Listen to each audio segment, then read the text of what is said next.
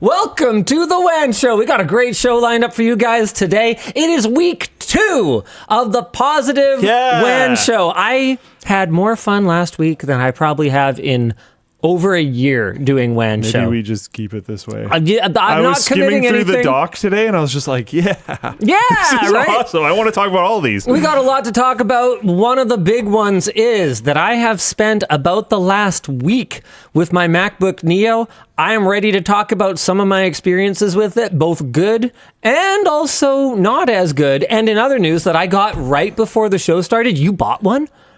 Technically, not for me, but yes. I freaking called it, so I can't believe how hard I called that. Yeah. I don't know. Usually you're the one who's predicting things out here like freaking Nostradamus, and now I get to do it.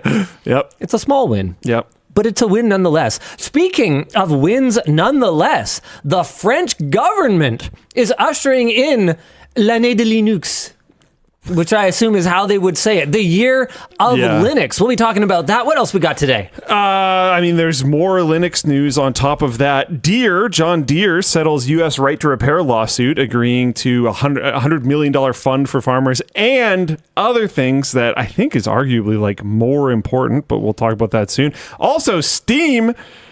this is actually so exciting to me. There's going to be I can't find the topic, but there's going to be a frame rate estimator for games when you're looking at them in the store, so you can tell how well it might perform on your machine, which is so sick. And they would have the data. They would have the data. It's awesome. And I would have the intro.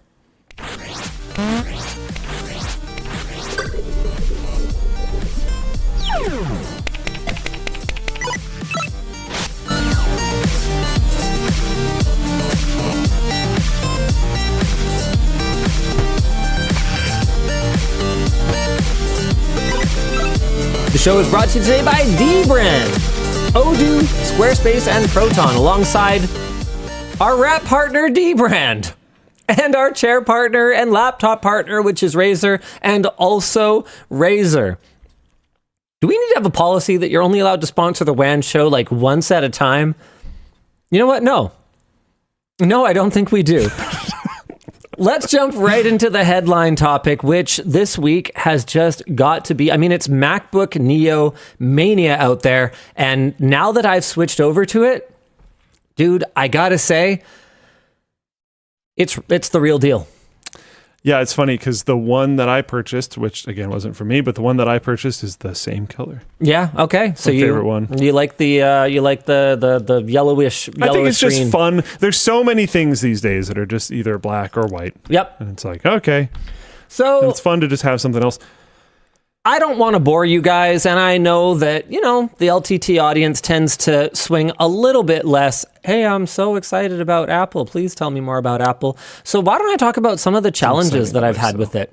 It turns out that while the MacBook Neo has been an absolutely fantabulous sort of daily driver machine, web browsing, word processing, chat, all the things that I mostly spend my days doing have been, I don't know how to describe it other than enjoyable. It's just such a nice machine to use. Every aspect of it that you interface with directly is so good. But there have been a few challenges that have reared their head over the last little bit. And the one that's probably been the most disruptive to me is the limitations on the I/O. If you're the kind of person that never connects your laptop to anything, I think I could recommend the Neo without hesitation, unless you use software that you know you're going to need more RAM, you're going to need more performance for. If you're just someone who uses a browser on your laptop, heck yeah. If you dock, I've had some issues.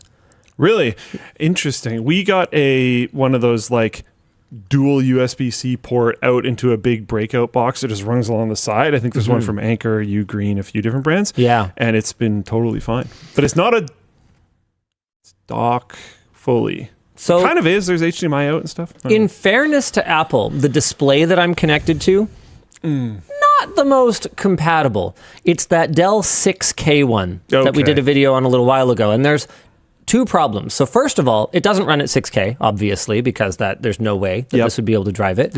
It runs at 4K. which would be fine, except that macOS's native handling of non-16:9 and the same aspect ratio as their displays is frankly unacceptable. There's already the weirdness with how Mac handles where setting your resolution rather sets your DPI, like it sets your scaling, is how we would sort of think of it on Windows. And that can already be a little bit confusing.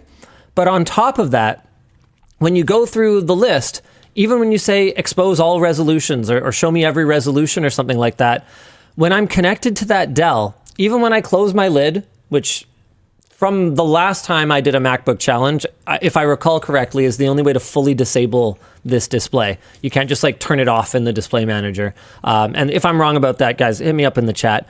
But even if you close the lid and you're just only using your ultra-wide display, I don't get a single ultra-wide resolution. There is a tool that I downloaded.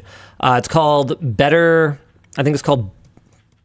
Display. Yeah, Better Display. But frankly, after spending about 3 minutes on it, I didn't figure it out immediately, and it seems pretty obtuse. So the stretching for my display has been pretty freaking annoying. Not nearly as annoying as the occasional complete disconnects. Oh, weird. It'll just disconnect, go back to this for a second, and then fire the display back up. I haven't messed with external displays, so I haven't ran into any of that. Another big one is that I'm getting occasional Wi-Fi issues that I don't know if it's related to Apple's Wi-Fi chip or if it's related to our Ubiquiti access points or what it is. But I'm gonna fire this over to Dan just so I can show you guys. But occasionally, I will just run into a situation where I can't stream video. Weird. Yeah, I was trying to review a video today on Frame.io, and I just couldn't. And I was like, okay, that's really annoying, but maybe it's Frame.io. I have seen it before. I've seen it on YouTube as well, but I was like, okay, maybe it's just Frame.io being a derp. And so I fired up YouTube, and I had exactly the same issue. I literally could not watch a YouTube video. I'm not gonna make you guys watch the whole clip here, but Dan, did you get that? Yeah. Let me know when you get a chance. And for me, just while he's figuring that out, there was some stuff that was just like learning curve things, right? Because I have no real experience with macOS, so trying to figure out how to like set it up properly and stuff was just a little weird. But it wasn't different. It wasn't that bad. It's just kind of different. And coming off of being on the Linux challenge for 2 months or whatever, like learning new things about an operating system is kind of fresh right now, so not a big deal. You might say you're more used to thinking different. Yeah. Oh, yeah. The thing that really got me though. Sorry. The thing that really got me, though, was installing stuff. Okay, ready for this? Mm-hmm. It's very strange. If it's not in the App Store, the drag and drop thing, it's like, drag and drop. Give us 1 sec, Dan. It's like, drag and drop, but you drag and drop and nothing happens. You have to, like, drag and hold and then, like, put it in an open spot in the folder, and then it sort of happens. It's like, what? I don't even think you have to do that. I think it's already doing it, and then you're just fidgeting around more. And it's doing it in the background, and then you're like, maybe. It's done. There was also a lot of like ghost loading, where that's what I want to call it, is where like you'd go to launch something and just nothing happens. Your mouse doesn't go beach ball, just nothing happens. Nothing comes out. And then you wait. And then you wait. Oh man. And then you wait a while. And then it just launches. People are saying wrong and stuff like, yeah, probably. I have no idea what I'm doing. It's just, those are the things that kind of felt weird so far. And I mean, to me, it's like, I get it that that's the Mac way. You drag the thing over or whatever. Why? Yeah. I already double clicked it. Yeah. That was the weirdest part for me. It was like, what even is this step? Why? What is the point? Yeah. Why? How about just no? I'm willing to bet. This is one of those things where I understand why other people are used to it, totally get it, but hear me out. Would you notice or care if that step just went away and then nobody ever saw that ever again? Yeah. Probably not. Why does it like mount the installers? Maybe I was doing something weird. very likely I was doing something weird because I don't know what the heck is going on. I've been disappointed by how many things I couldn't find in the App Store. That too. Discord. Yeah. Wasn't in the App Store. Why wasn't Discord in the... Yeah. Why isn't Discord in the App Store? Very weird. And maybe that's on Discord. Because I went to install something and then realized like, oh, I'm probably being such a boomer. They have an App Store, just like Linux has a package manager. I should just go use that. And then, yeah, it just wasn't in there. It's very odd. I thought, and that was one of the steps where I was like, this is for sure a me problem. So I checked, did I spell Discord right? Maybe it's buried for some reason. I scroll the whole time. No, it's not there. Teams too. What the heck? Didn't look for Teams, yeah. And there's so many things, and because people will take advantage of vacuums in available apps, there's all these things that are kind of similarly named, trying to entice you to download them in the App Store. It's like, nah, it's obviously that's not what I want. Obviously, I just want Teams and I just want my Discord. Yeah. But other than that, it's actually been wonderful. Wow. And like I did the body flex thing. I did that as like a demo to show them like, no, it's actually made really well. And yeah, it didn't budge. Let me show you how wonderful the experience I had earlier today was. Made laptop. Yeah, but you don't know that this is... Oh, no. I rebooted it and the issue went away. Okay. And it's happened a few times. Got it. I don't think we ran into this. I wonder if this is a problem with your unit or something. We'll see if other people in chat have experienced this. We're not going to be able to watch this whole thing. It's a minute of us watching this YouTube video not load. Yeah. So there's definitely been some... But it just wasn't working. It was not working. It did not want any part of any of this. I don't think we can go back down, but yeah, there you go. Let me just see if there's anything else that's kind of stood out. The performance is really great until it's not great. Search is incredible. Oh, Spotlight. He's Spotlight pilled good. now. I don't think I've ever used Spotlight before. It made me just mad again because I'm like, why isn't Windows so much better? But Spotlight seems awesome. The funniest part of this is that, correct me if I'm wrong, but over the last few years, I feel like the Mac community has soured on Spotlight a little bit and feels it's gotten worse. Wow. It used to be like even better, like God tier. Yeah. And now it's still like A tier in my... it's way better than in my Windows. opinion. Yeah. But from my understanding, Mac users are a little bit like, come on, Apple, we can do better than this, because they know they can. Spotlight is like... I really, really liked Spotlight. Mm-hmm. I find the navigation of like, your local storage and stuff to be pretty simple. Like none of it feels like too bad. It was kind of nice coming in with a little bit of pre-existing knowledge, knowing that if I had like my active window, the controls for it were going to be up in like the top bar, whatever you want to call that. Like knowing that ahead of time was kind of helpful. Learning how to use I think it's called the dock, the bar at the bottom. Learning how to use that in different ways and like what things mean. Like if it's to the right of the vertical line, it's not actually on your dock, it's just there right now. And okay, I want to actually pin that to the dock and blah, blah, blah, blah, blah. I continue to be annoyed that Apple just kind of gets a free pass for some of the included software that is basically an ad. Like the fact that Apple TV is just literally front and center. That's okay. The on Apple my TV Mac one when is I buy probably fair. I did think it was kind of neat that Games is there though, and there's like chess pre-installed. And there's like some fun stuff. Like what, Windows, you want chess? You don't want Bejeweled with microtransactions? This is my point. Is like Microsoft used to come with cool stuff. You used to get pinball, Space Cadet and Solitaire, table, and Free Cell, Hearts. And now it's just like ad garbage.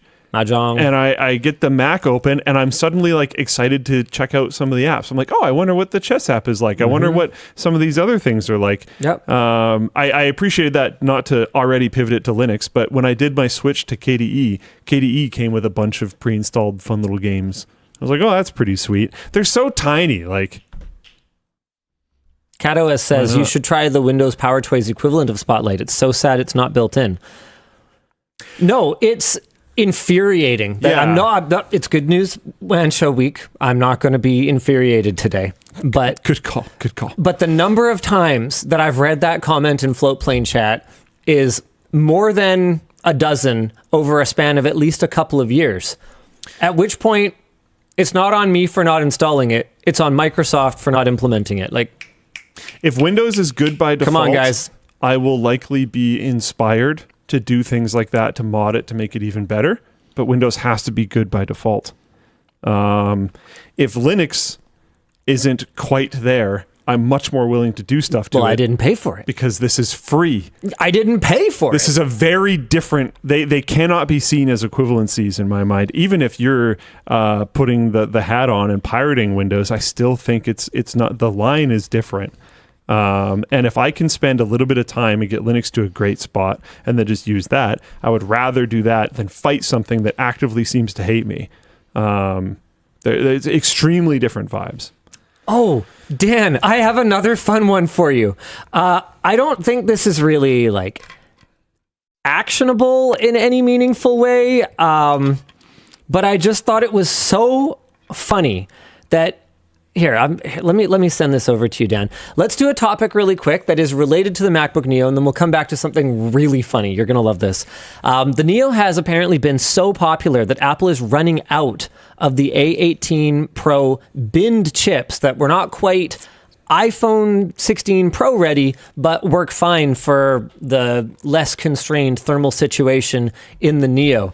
Apple reportedly only planned to make 5 to 6 million units with the leftover supply they had, and are now scrambling to get more chips. I mean, freaking, how does don't take this the wrong way. I mean this in the most respectful way, because Apple is a modern day masterclass in supply chain management and forecasting. How the fuck did Apple think they were only going to sell 5 to 6 million units of these things?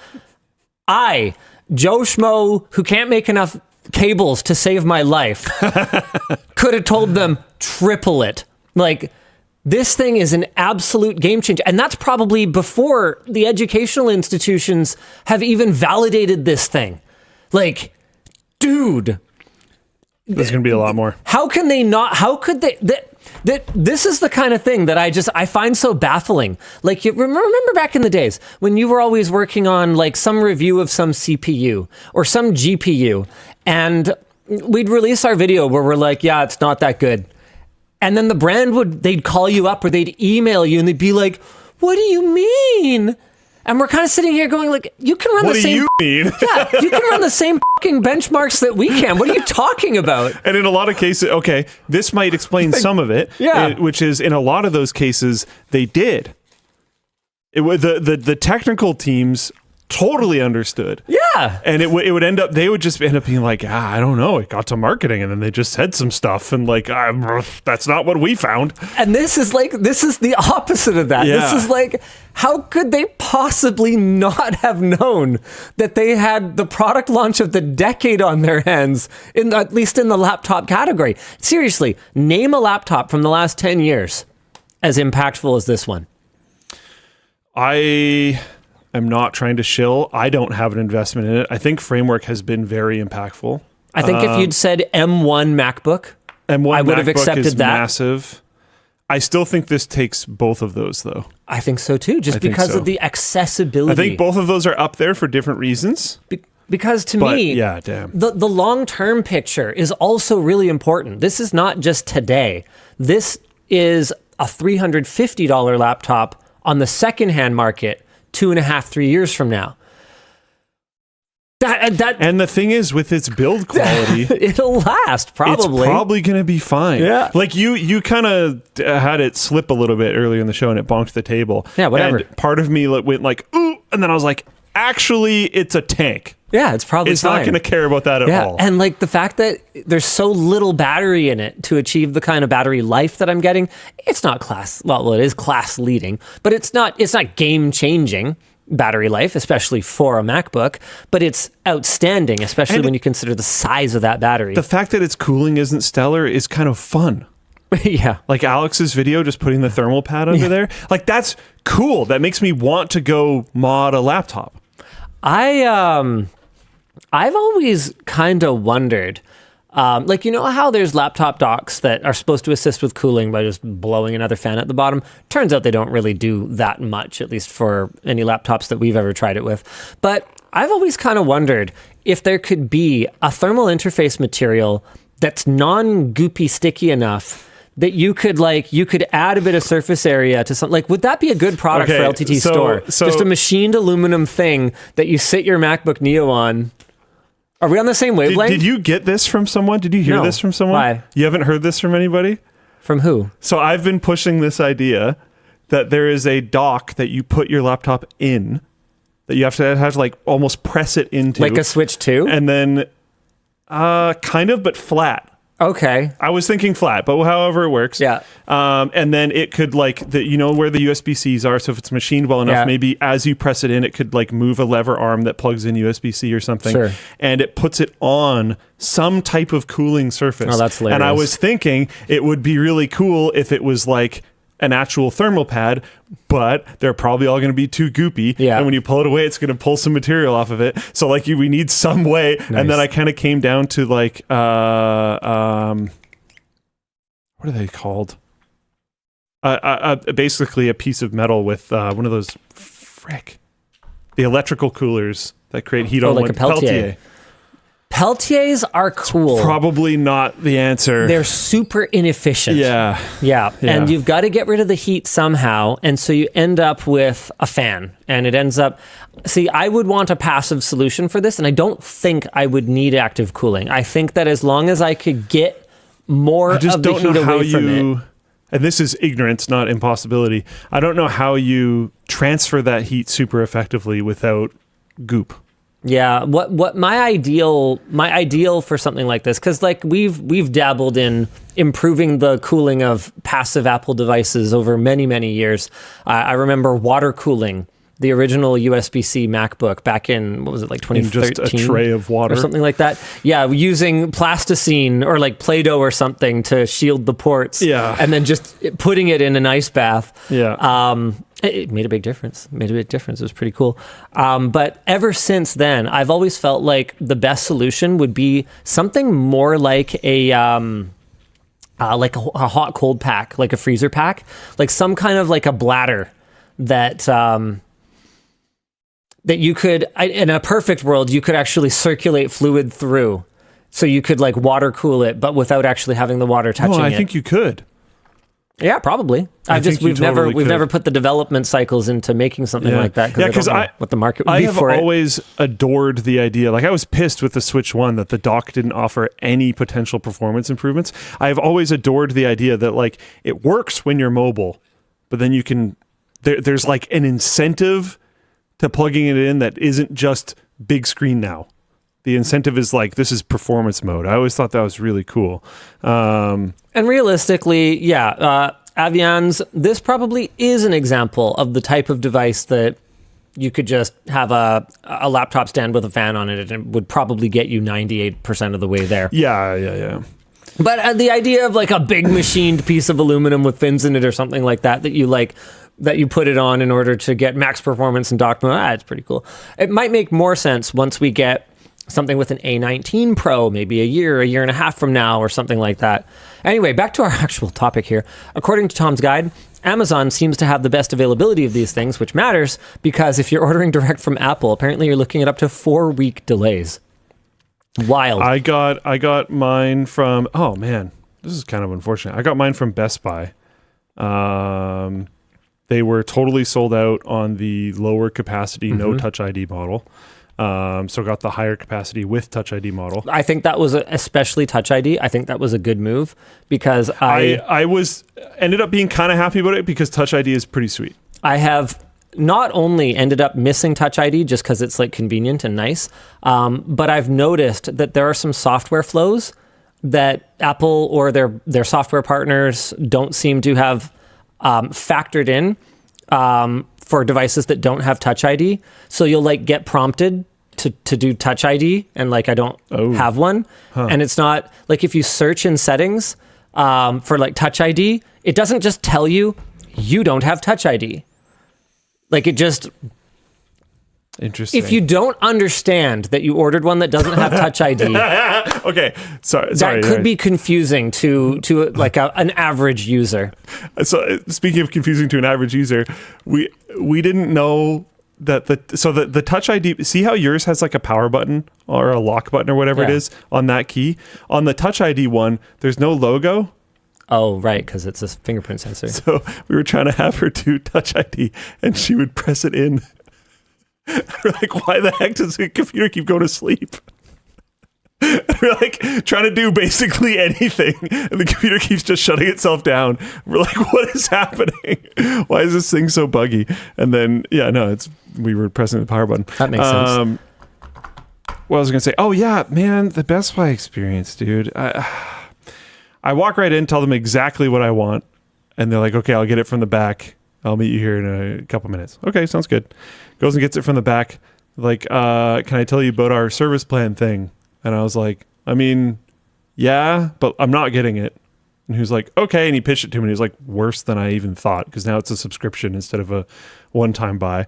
And he keeps going through the details. And I'm like, literally just sitting on my phone. Like, I'm not buying this. And it goes on for so long. And every once in a while, I'll look up from my phone. And he's like, oh, yeah, you can bring it into Geek Squad anytime. And they'll repair it for you. And I'm like, you guys just ship it off, right? And he was like, what? And I was like, you're repairing it through a depot. You're not repairing it here, right? And he's like, yeah, but we give you like a loaner laptop while yours is out for repair. And I'm just like, wow, that sounds bad. Like, okay, back to my phone. And it was like a long time.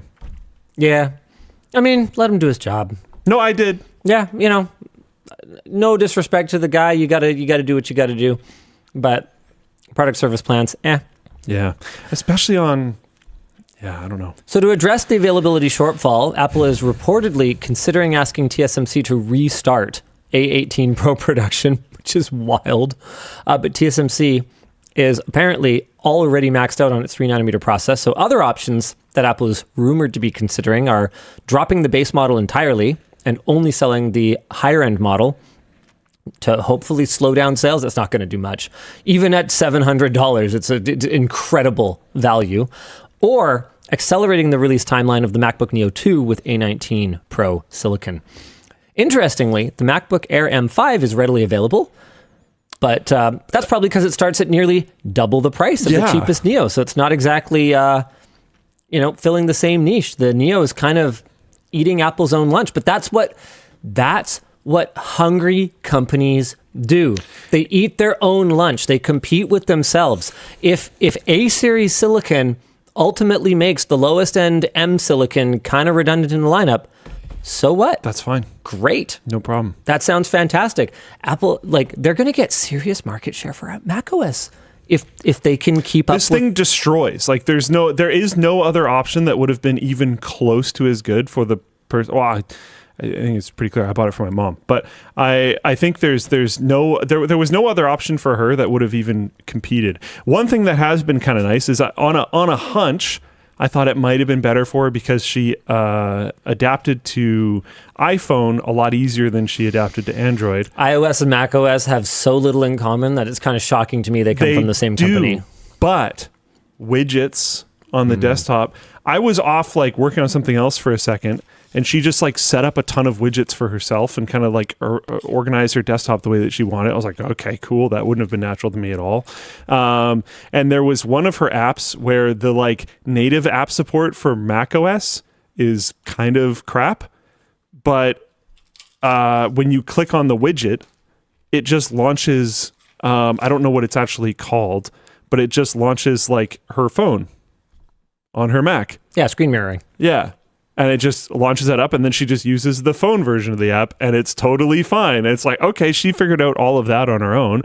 Sweet. So that part kind of worked. There are a couple things about macOS that weren't entirely intuitive, but we ended up figuring it out. And then the laptop itself, dude, if you hand this to either of us 3 months ago or whatever, I'd have told ask you it's how much it costs, at least. Minimum, and probably more than that. Yep. Got him. Damn. Okay, but here's a funny one. Dan, roll the clip.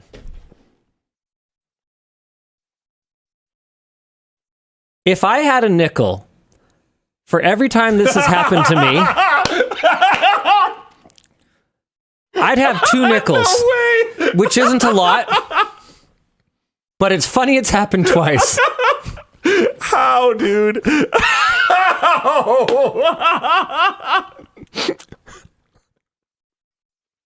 How is that even possible? I don't know. How do you do this? I don't do anything.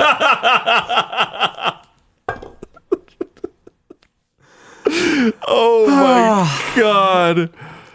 Oh man. I don't know how to deal with this anymore. It's like I have this reputation, I feel, for like being a hater. You know, like complaining that everything's a buggy piece of shit. It's like, and I'm so legitimately happy that it's working great for you. But it doesn't change my experience. That's so funny. We even installed Steam. I'm sure you did. Man, that's really funny. SofaTuck says, "Thank you for getting footage." I have pretty good footage. It's not on this phone, but I have pretty good footage of my screen on my my folding phone registering clicks offset by about a centimeter as well, like regularly. Like, dude, I get so much weird. I get so much weird stuff. Here's a fun one, and someone I know pulled up their Samsung. Was it a Samsung? Ooh, I don't know if it was actually a Samsung, but it was a definitely a folding phone. And compared. Oh, okay. LTTStore. We have new stuff. We'll get to that in a second. First, let's click on one of these products. What the? You click so aggressively. Sorry. There you go. I get duplicates of our product photos on our site. And his folding phone didn't get it. That's strange. I don't understand. I don't know how to deal with this stuff. That might not be a problem for long.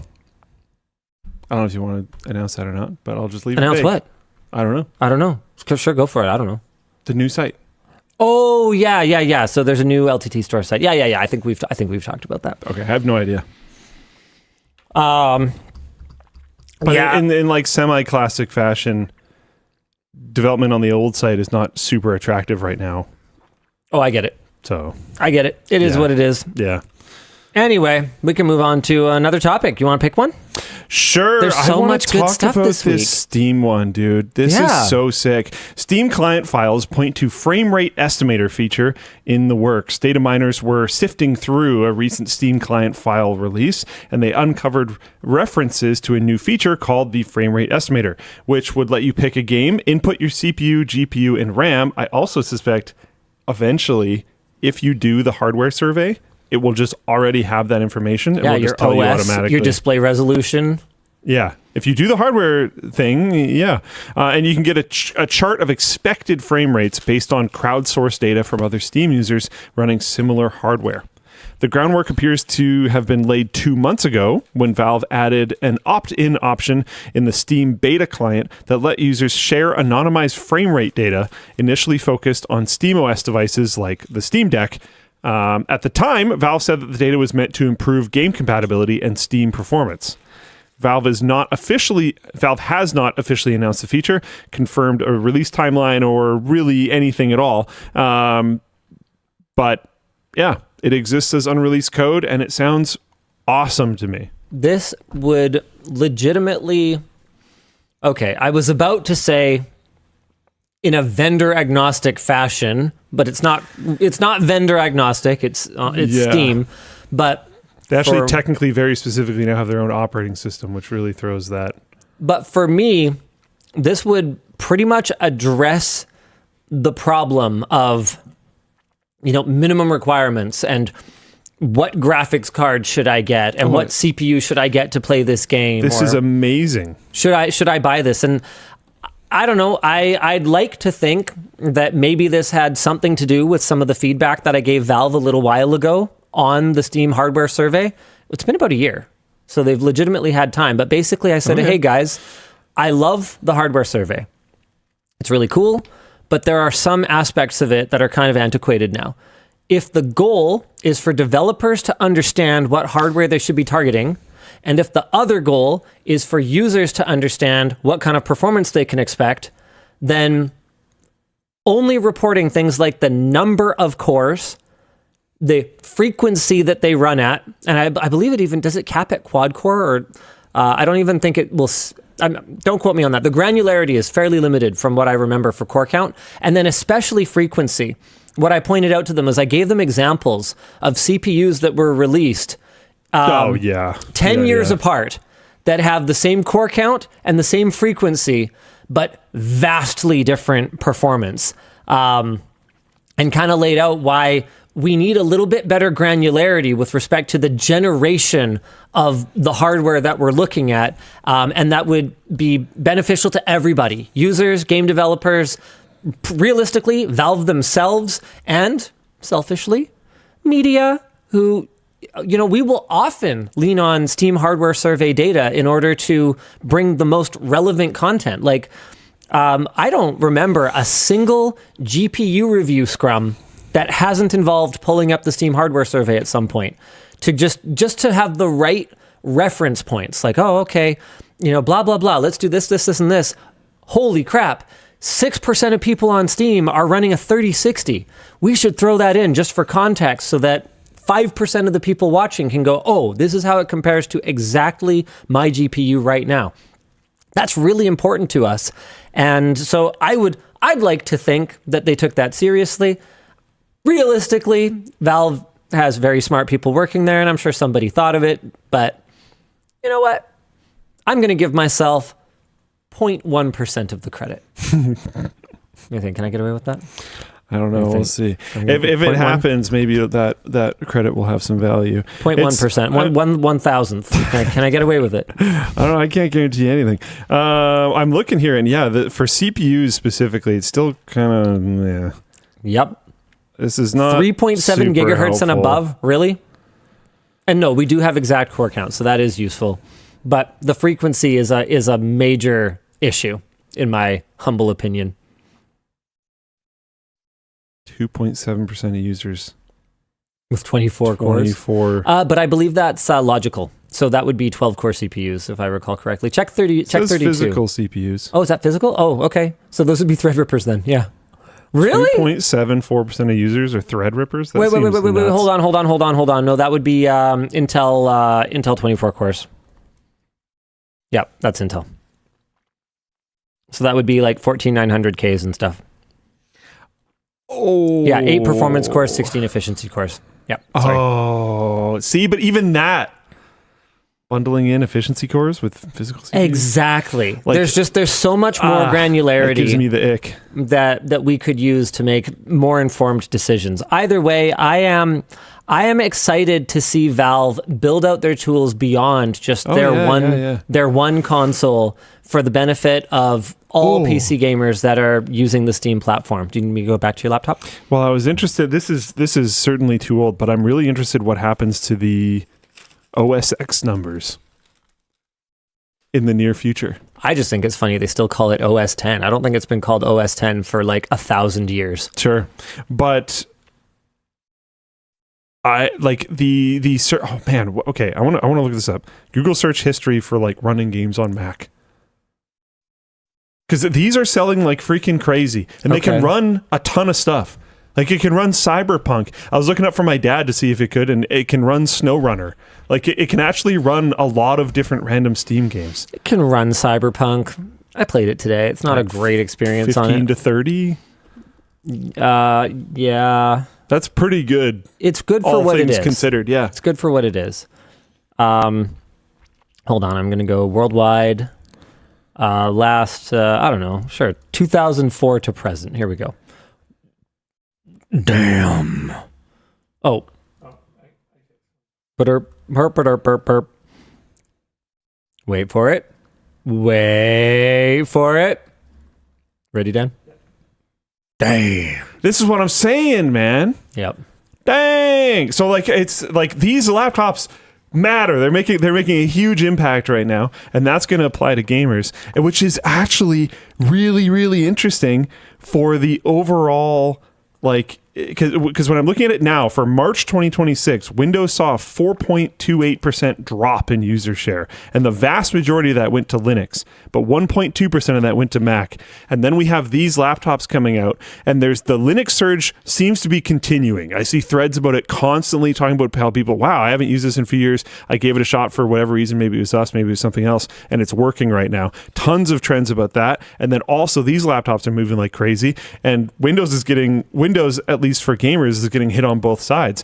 I think there's a chance that Windows falls below 90% of the install base for Steam this in year? the next, yeah. Do you think it could happen this year? For sure. I think if Apple had an unlimited... Dude, it might happen in the next couple months. If they had an unlimited supply of A18 Pros, I would say, yes, I agree 100%. Yeah. If they only have 6-7 million of them, then I'm not as sure. I'm not as sure. But that is wild that Windows might be less than 90% of market share for Steam. Wait, are they going to fall behind like Nvidia? I'm going to be writing a video next week that tentatively is titled "The Humiliation of Microsoft Windows," or Windows' Year of Humiliation, or something along those lines. It might not be the year of this is not a title, but it might not be the year of the Linux desktop, but it definitely is the year of Windows humiliation. Yeah. And just kind of talking through how tenuous, how dominant their market share still is, and yet how tenuous their position is becoming, if that makes sense. And I'm going to kind of talk through some of the overall trends that we're observing, both in the Linux world and the Mac world, and it's simultaneously amongst Windows users who are just so tired of it, you know? Yeah, it's exhausting. Why don't we jump into... why don't we pick a good news topic? Hey, that's any topic. Nintendo, in a shockingly pro-consumer move, like...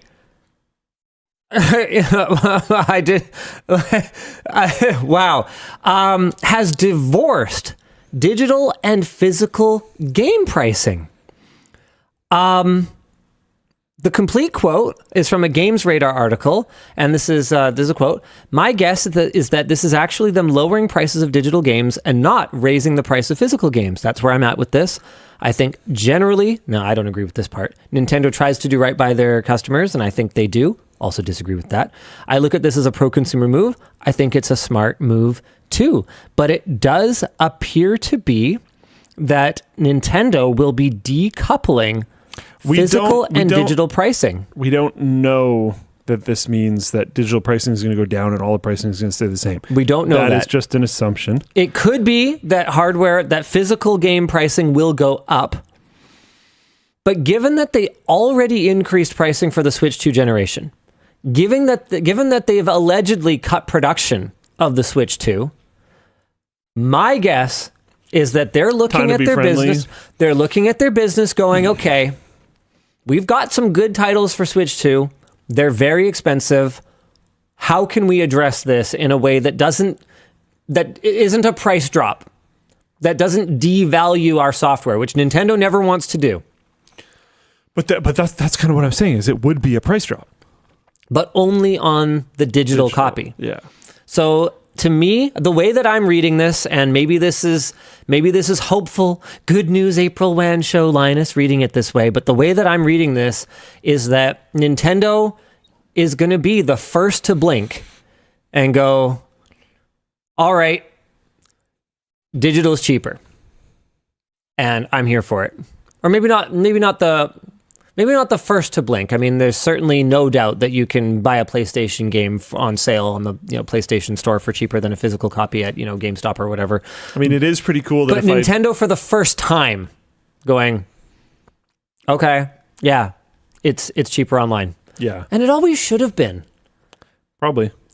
I mean, I think there was maybe an argument in the early days of Steam that this infrastructure was so new and the investment in it was so colossal, and it's not free, and the value of cloud save and the convenience of just downloading it whenever, maybe there was an argument to be made at that time, but I think in the years after that, it's been pretty hard to justify the price being the same for a digital copy of a brand new title versus a physical copy. Yeah, you can't completely remove all the cost of making the physical copy, because there is expense in keeping the infrastructure up of distributing digital copies and stuff like that. But man, they are not even sort of close. Aromine actually brings up another kind of, I don't know about good news, but certainly funny news. Nintendo lost the patent covering character summoning and battle mechanics. Did you see that? Like the Pokeball patent. And No Man's Sky apparently immediately added the mechanic to the game. They did, yeah. Yeah. Look, my relationship with Nintendo as a brand is deeply complicated. There's so many things they do. I don't like you, and I'll also buy everything you make. That if they were anyone but them, I would just patently, pun intended, refuse to buy anything from them. But on the other hand, like, I don't know of anyone who so lovingly cares for their IPs. With that said, I haven't seen the new Mario movie yet. Many of the reviews I've read of it were very negative. Oh. However, I did my due diligence and I went back and read the same people's reviews of the first one, and they were also negative, which to me is just an indication that they're probably not a lot of fun at parties. Yeah. And the kind of people that suck the life out of the room, because the first one was just fun. Not everything has to be that deep, man. Maybe I just need an excuse to eat popcorn. And as long as the second one is a good excuse to eat popcorn, I think I'm going to be pretty happy with it. Nice. All right. I want to go see a movie in theaters for the first time in many years. I want to go see Hail Mary. Oh, yeah. I want to see that too. There's quite a few kind of interesting movies right now. My son really wants to see Goat. I have no idea. Sports movie, but like animated with a goat, like greatest of all time, but also a goat. I put that together. Yeah. Oh my God, is it like this generation's Air Bud? I don't know exactly what it is, but he's excited about it, which, is cool, I guess. Who's it done by? Sony Pictures Animation. Man, where the heck is Disney? And like all these other, anyway, sorry. We can move on to something else, but that's his, we can talk about Netflix. Here's a fun one. Netflix. Get owned. Luke and I have talked about this extensively on the WAN Show. We've taken what I feel is not necessarily, it shouldn't be an exceptional approach to the subscription fees on Floatplane. Whatever you agree to when you sign up is our agreement. And while technically, for some reason, platforms are within their rights to alter the deal, pray I don't alter it any further, we've never taken that approach. And it looks like Netflix was just informed that in Italy, you're supposed to do it the Floatplane way unless you explicitly say that you have the right to do it your way. An Italian court in Rome has ruled that Netflix's subscription price increases between, get this, 2017 to 2024, over a span of 7 years, were illegal under the country's consumer code, which requires companies to provide a stated, justified reason before raising prices. Netflix now has 90 days to notify its roughly 5.4 million Italian subscribers of their right to a refund or face a €700 daily fine.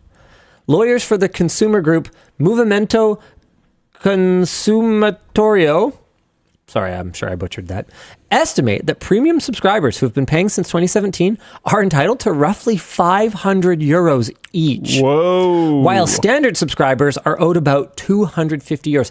That's like tidy little tax return territory. Yeah. Like that's not pocket change. That's freaking crazy. That's go get yourself something nice. If every eligible subscriber claims this, Netflix's total liability could exceed $2.3 billion. On top of the refunds, the court ordered Netflix to roll monthly prices back to the 2015 launch levels.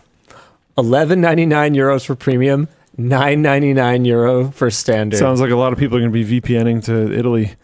Netflix says It will appeal and insists that its terms have always complied with Italian law, but the ruling could have a knock-on effect across Europe. Consumer groups in Germany, Spain, the Netherlands, and Poland have filed parallel challenges on the same legal basis, and German courts in Berlin and Cologne have already struck down the same Netflix pricing clauses. Now, it is worth noting that Netflix has updated their terms of service now, and any price changes that they implement going forward will be legal, from my understanding of it. That's not in our notes, but that is my understanding of it from just my own reading before. But this is still a pretty nice little, a nice little W for consumers in Italy who are tired of, getting squeezed on every freaking stupid subscription service under the sun, just casually raising prices all the time. It's Good News WAN Show, so this isn't one of the topics for this week, but YouTube had a premium subscription increase that, it's that premium subscription increase. Like last time, they say it's to improve the service, and like last time, it seems to be more aligned with just general inflation and less aligned with any kind of meaningful improvement in the service. So make of that whatever you will. I still, even at the new price, I still think YouTube Premium is one of the best bang for the buck subscriptions out there. YouTube is full of incredible content. I'd like to think like you're watching right now. I use it so much that it's worth it to me still. And the fact that it includes YouTube Music, which I find to be a perfectly cromulent music streaming service. It's fine. And the fact that you can get it on a family plan for a deep discount and share it with up to 5 family members. It's just, it's a great value. It's an outstanding value. All right. You want to pick one? Oh, wait. Nope. I'm good. Guys, pull up the store. Right. We have a very exciting launch on LTTStore this weekend. It is the Flex and Flow collection. The first item from this collection is our multi-pocket leggings. They're finally here. We started development of LTT, I don't want to call them yoga pants, but they're yoga pants. LTT leggings 3 years ago or something like that. I am constantly reminded of this project because Yvonne loves her prototype ones so much that I fold them every week, even though we never actually made the product. So you're going to get more now? They're just like the leggings that, you could get at one of the other stores that sell these leggings. Let's be real, right? Except they've got 7 total pockets. 2 on the thighs for your phone and 5 in the waistband for your smaller stuff, so you can actually carry your things without needing a bag. The fabric is soft, breathable, and moisture wicking with Lycra spandex for great stretch and shape retention, so you can wear them for workouts, errands, or just all day. People in the office have been really excited about these, and they've already been wearing them to Pilates, tennis, and just around the house.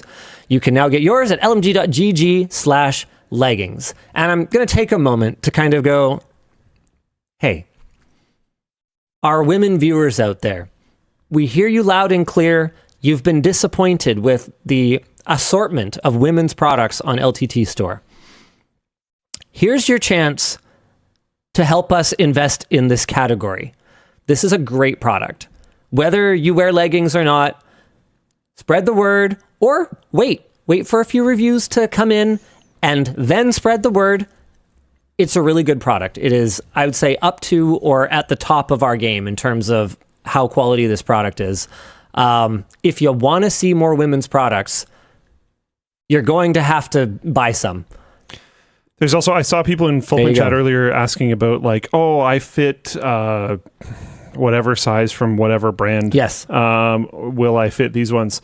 There is a size guide. So right here, some people don't see it because it's just like hyperlink text, but under the sizes on pretty much every product on the store, there's a size guide. You can click it and it will be, a lot of the pictures and stuff are generic, but this grid will be for the specific product. So you can see your inseam length, your hip width, your pants, blah, blah, blah, waist, relaxed, whatever, something, and all your sizes that go along with that. Yep. Very important. All right. These ones are for the guys. These are great. The Flex pants. They're kind of inspired by like mountain biking pants. So they are built to move. We've got reinforced knees, a gusseted fit, and a stretchy waistband with a do not drop draw cord that can be tied on the outside or the inside. And they've also got 7 pockets, 6 with YKK zippers, so you can carry basically everything and not worry about anything falling out. They're really comfortable. They, in like a weird way, like they're not soft. They're like... sheer? Oh, here. Right. I don't really know how to describe them. They're like... oh, interesting. Yeah. And they're on the inside. They're like... I don't know. I don't know how to describe them. I can see that They're being comfy, nice, but though. I understand what you mean by that being a little bit different. Yeah, so kind of like some of the French Terry hoodies. Like they're soft, but they don't sit like right on your skin, so they're not also super warming. Not like Terry at all, though. I don't want someone to hear that and get the wrong. No, but wrong the understanding. effect is like that, where it kind of holds off your skin a little bit, so it makes it feel more breathable, but still not cold. Like it's still, I don't know. It's a really cool garment. Sure. Do they fit you? I don't think they would, because These are a small. No, the inseam length on all of them is 29. Sorry, these are not in tall. Yeah. It's pretty normal to have a 32. But okay. All right, so those are pretty exciting new products, and now's a great time to order one, because if you're new to the WAN Show, then I'm about to explain the coolest thing about the it's not the coolest thing, but it's a cool thing about the WAN Show. Instead of like other streams, just throwing your money at the screen and like, I don't know, hoping Senpai notices you or something. We don't do Twitch bits or super chats or anything like that. We do checkout messages. So if you want to send a message, all you got to do is head to LTTStore.com, add something to your cart, and when we are live, you will see the interface to send a checkout message. You pick your color, you fill in your checkout message, you can be anonymous or show your first and last name. And once you place your order, it will either go up there, it'll just pop up like, thanks Richie P over there. It'll go to producer Dan, who will pop it up like that, reply to it, or curate it for me and Luke to respond to. Should we do a couple curated ones to show the folks how it works? Yeah, sure. I got lots here already. Thanks for enabling my wife to get some high-quality activewear. As for my question, what's the worst part of dealing with asbestos removal? The price. Besides the price. Was that in the checkout message? Yeah. I thought that's why you jumped in with that. No, the worst part is the price. Nothing worse? Well, it's not the asbestos getting into your lungs and giving a massive noise? Well, that's the thing, is I didn't do that. I paid someone to do it. So the worst part is the price. I mean, I'd say my bigger concern when I was crawling around in the basement was like mold, not asbestos. Like if I end up with some kind of weird mold lung disease or something like that, it's definitely from doing that. But I don't think there was really anything in the way of asbestos down there. Yeah. And I didn't really disturb anything. Like I didn't break any, I didn't like touch any caulking or like break any break any materials apart or anything. I just like hauled like soggy carpet and stuff out of there. Okay, up next. Just finished a computer vision project for school. What is cool. a project that felt super rewarding after completing? Ooh. I have a pretty critical version of that, which is the mineral oil computer. That thing got me everything. It got me grants to go to school, it got me friends when I was at school, and it got me this job. That was a highly rewarding project. Nice. Really worked out. Yeah, that's I'm not going to be able to beat that. Hiring Luke. Really? Yeah. Is that a project? Let's go for the feels. I mean, it was a long interview. It was a very long interview. Yeah, that's true. Yeah. A project that felt super rewarding. You know what? I'm not going to go with like the most rewarding, but I'll go with one that was quite rewarding recently. I bought a couple of RC cars for me and my son back when he was, well, it was like 10 years ago. So he was just little, and I was probably jumping the gun a little bit. We didn't use them much, and they sat for 10 years.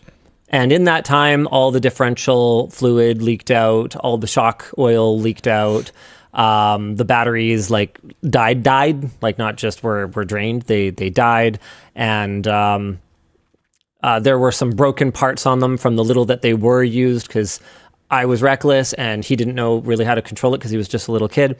And over the last few weekends, we've worked together. We learned how to strip apart, reseal, and fill a diff on an RC car. We fixed up the shocks. We replaced a bunch of like broken pieces.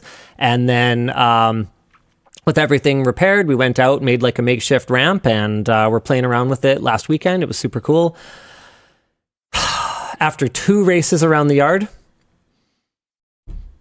I crossed the pool cover with some water pooled on it, burned my motor. So we're not quite there on the reward on this project yet, but we're getting there. We're getting there because it was really fun. Working on it though, because you're working on repairing it with your son, which is like so valuable. Yeah, he's learning a little bit. Really cool. We had to make, like, design and print some 3D printed parts in order to finish the repair, because it was like... Did he like lead that portion? Mm-hmm. Yeah, that's kind of cool. Oh yeah, I got to show him how to use calipers. You know, just father-son stuff. You know, yeah, that's sweet. Yeah, it's good stuff. It's good stuff. I like that. Should we do one more, Dan? Oh no, we're not. We're doing 2 more topics. You can do one more if you want. Nope, I don't want to. We'll do it later. Good. Got it. Hey, let's talk about l'année de Linux.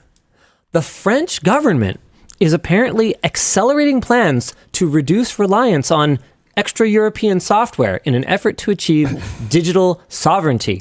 And when I say extra-European, I don't mean super-duper European. I mean outside of European, like extracurricular, that sort of extra.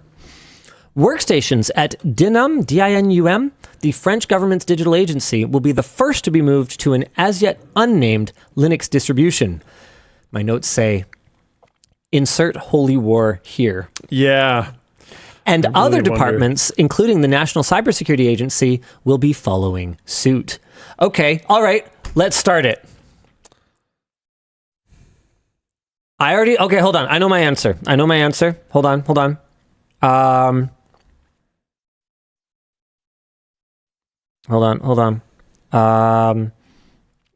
I'm going to go with...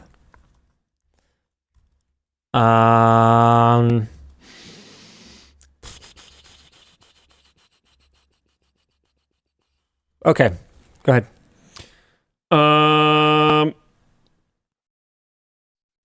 Hold on. Mandriva? I think that was it. Mandriva? I don't know how to pronounce it. I was looking up distros before the show. I was like, are there distros that are either popular in France or largely maintained by French maintainers? That's hacking. You can't search stuff. I had to just guess. All right, fine. Well, I don't know. I could still definitely be wrong. I have no clue. I think they're going to be based, and they're actually going to roll their own. They wouldn't be the first government to do that, and I think it's going to be based on Arch. Mandriva's or Media or something. Yeah, I know. Can you just show me this word? No, what is this? Oh. Magia. I'm not any closer than you. Magia. Sure. Something. I don't know. I read something. Yeah, that's the successor. Whatever. I don't know. Classic Linux stuff. It's not Manjaro. No, I can say that. I have no idea what it'll be. If you look at user base installs, it's very likely that it will be, Debian based or Arch based. People are suggesting names for a French government own role Linux distro. We've got Baguette OS. We've got Distro of Liberty. Linux Arch de Triomphe. We've got Distro de Liberté. Bastille OS. That's pretty good. That one's pretty good. I like that. I'm liking a lot of these. Ubuntu. That is pretty good. Oh man. That's fun. Yeah, I wouldn't mind Sacre Boon too. I hope they don't roll their own, or if they do roll their own, I hope there's a lot of up the chain development that happens. We don't need more fragmentation. Oh my God. No, we don't need it, but it just seems like the kind of thing that would happen. If you look at the Steam hardware survey, in regards to distros that are like on the more simple and easy side of things, Mint has a lot of install base. I don't suspect they're going to end up going there. My guess would be is that they don't end up on Mint. But we'll see. I could see Red Hat. Something like that. Just something with actual Red Hat, Fedora, like real support grunt behind it. Totally. Yeah. That would probably make the most sense, something along that line. Being said by someone who doesn't know what they're talking about, but still, Red Hat is American though. Yeah, that might be fair. I'm not sure if it matters as much. I don't think it matters as much, but there's still a company behind it, and that company's in the States, right? Zuse is Zuse is a more European centric and still very well supported and storied distro as well. That could get it. Yeah, I think the origin there is German. Don't quote me on that. That could definitely get it though. That's interesting. I don't know, but it's exciting. And there is a question here. We've seen similar programs elsewhere in Europe with the city of Munich's Limux project running from 2003 to 2017 before they ultimately decided to reverse course. Do you think France's efforts will be successful? And I think they actually could be. The difference between, I know I've said this probably every WAN show for a month, but the difference between the last time we did the Linux challenge and now is genuinely mind-blowing. Astronomical. Whoa! What? Linux Mint has a French founder. Really?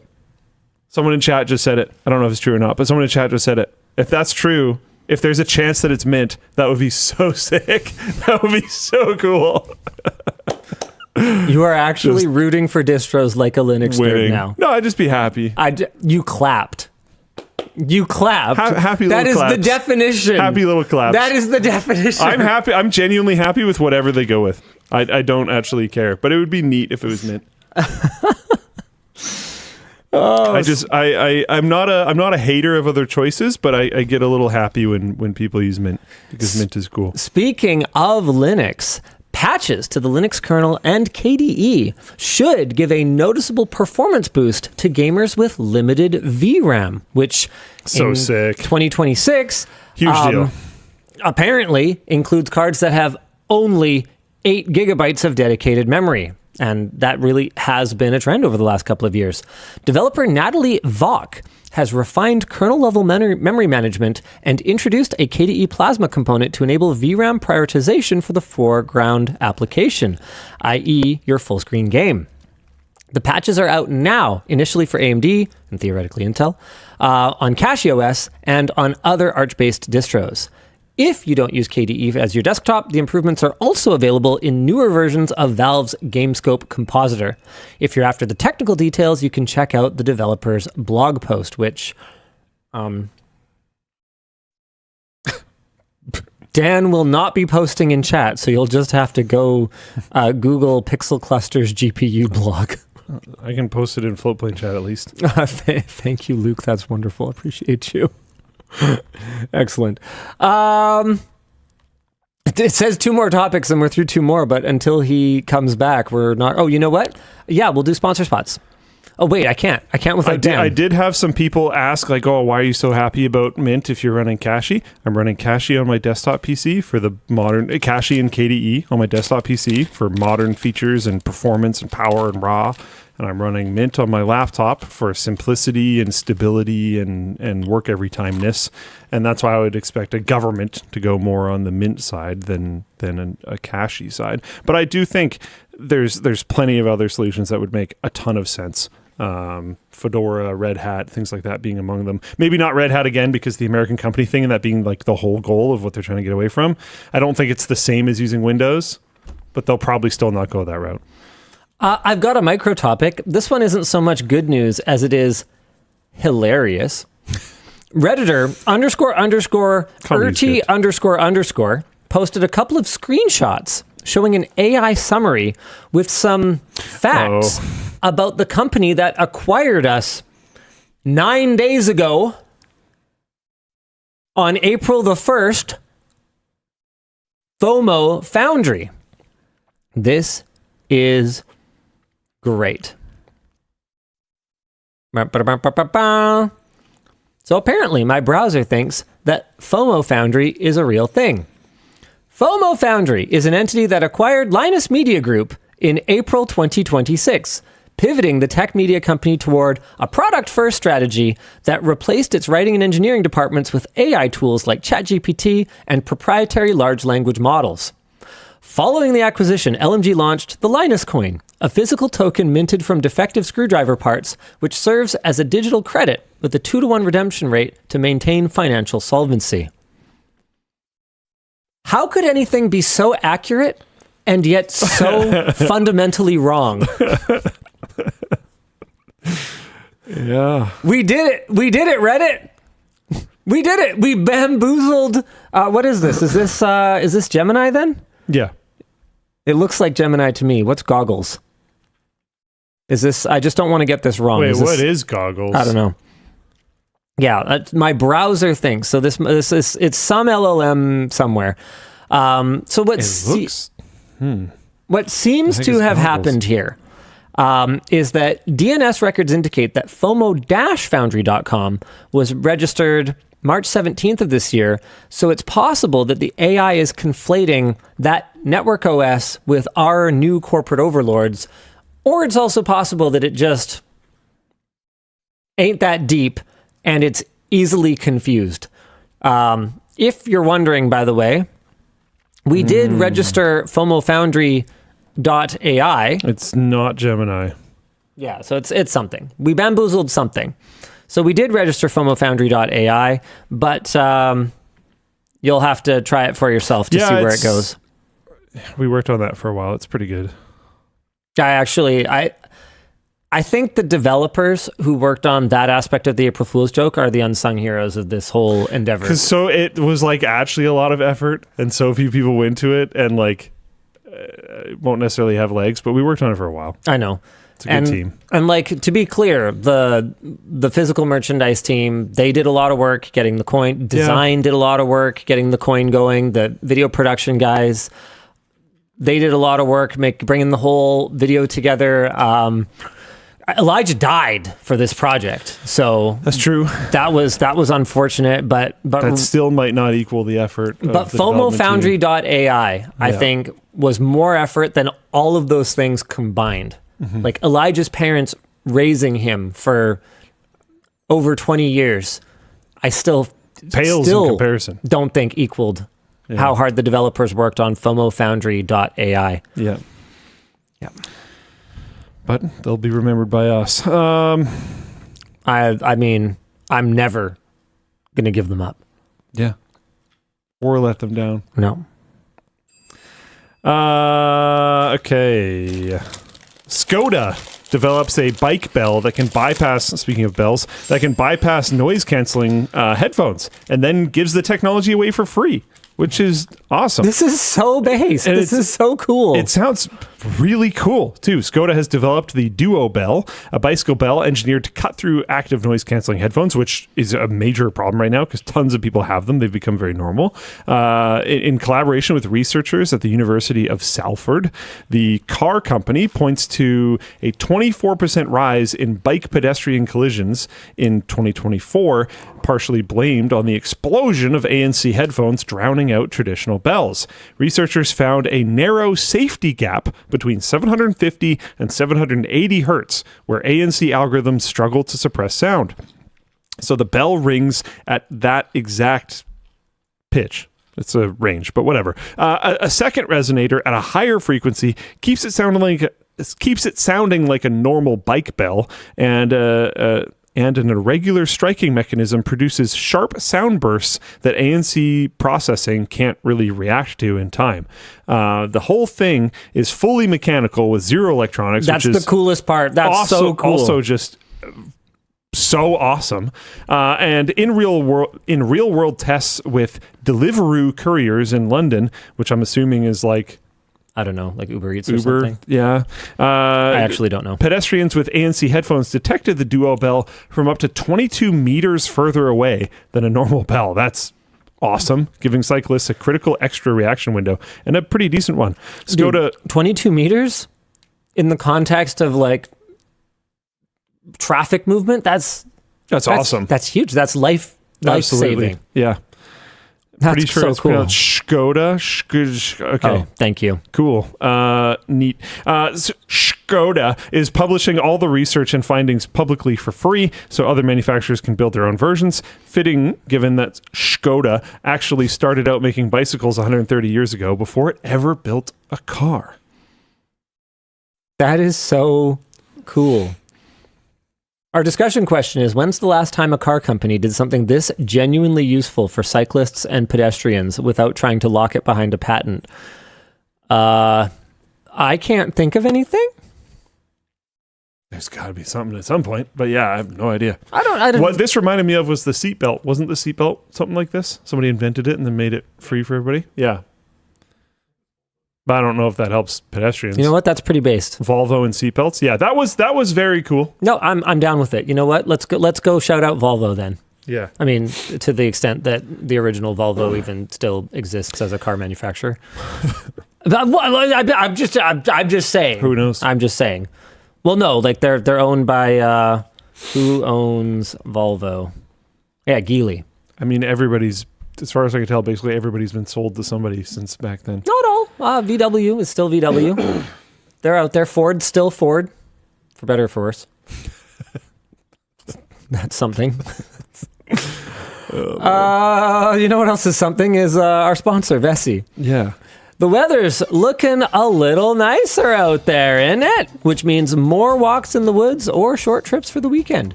And it's time to update the wardrobe to something that's easy to wear and pack, is stylish, and can still handle those sporadic April showers. And the Vessi Weekend Neo is a great upgrade choice. Not only are they minimalist in design, but they're also breathable, easy to clean, and according to Vessi, 100% waterproof. They handle themselves in all terrains, like slick sidewalks and lumpy logs, thanks to grippy rubber soles. And this is something really cool. Their shoes now come in half sizes for half-size folks like myself. Do I really have to read that? All right, fine. You know what? Fine, I'll read it. All of you. You get free shipping, plus every purchase is covered by a 1-year warranty and 30-day hassle-free returns. If your April plans involve moving, commuting, traveling, or exploring, you need a shoe that keeps up. So stay dry and stay comfortable, and simplify your packing by getting 15% off your Weekend Neo or Stormburst shoes at vessi.com/WAN Show. The show is also brought to you by uGreen. uGreen recently released their MaxiDock Thunderbolt 5 docking station, which sports 17 whole ports, all in one hub. 17.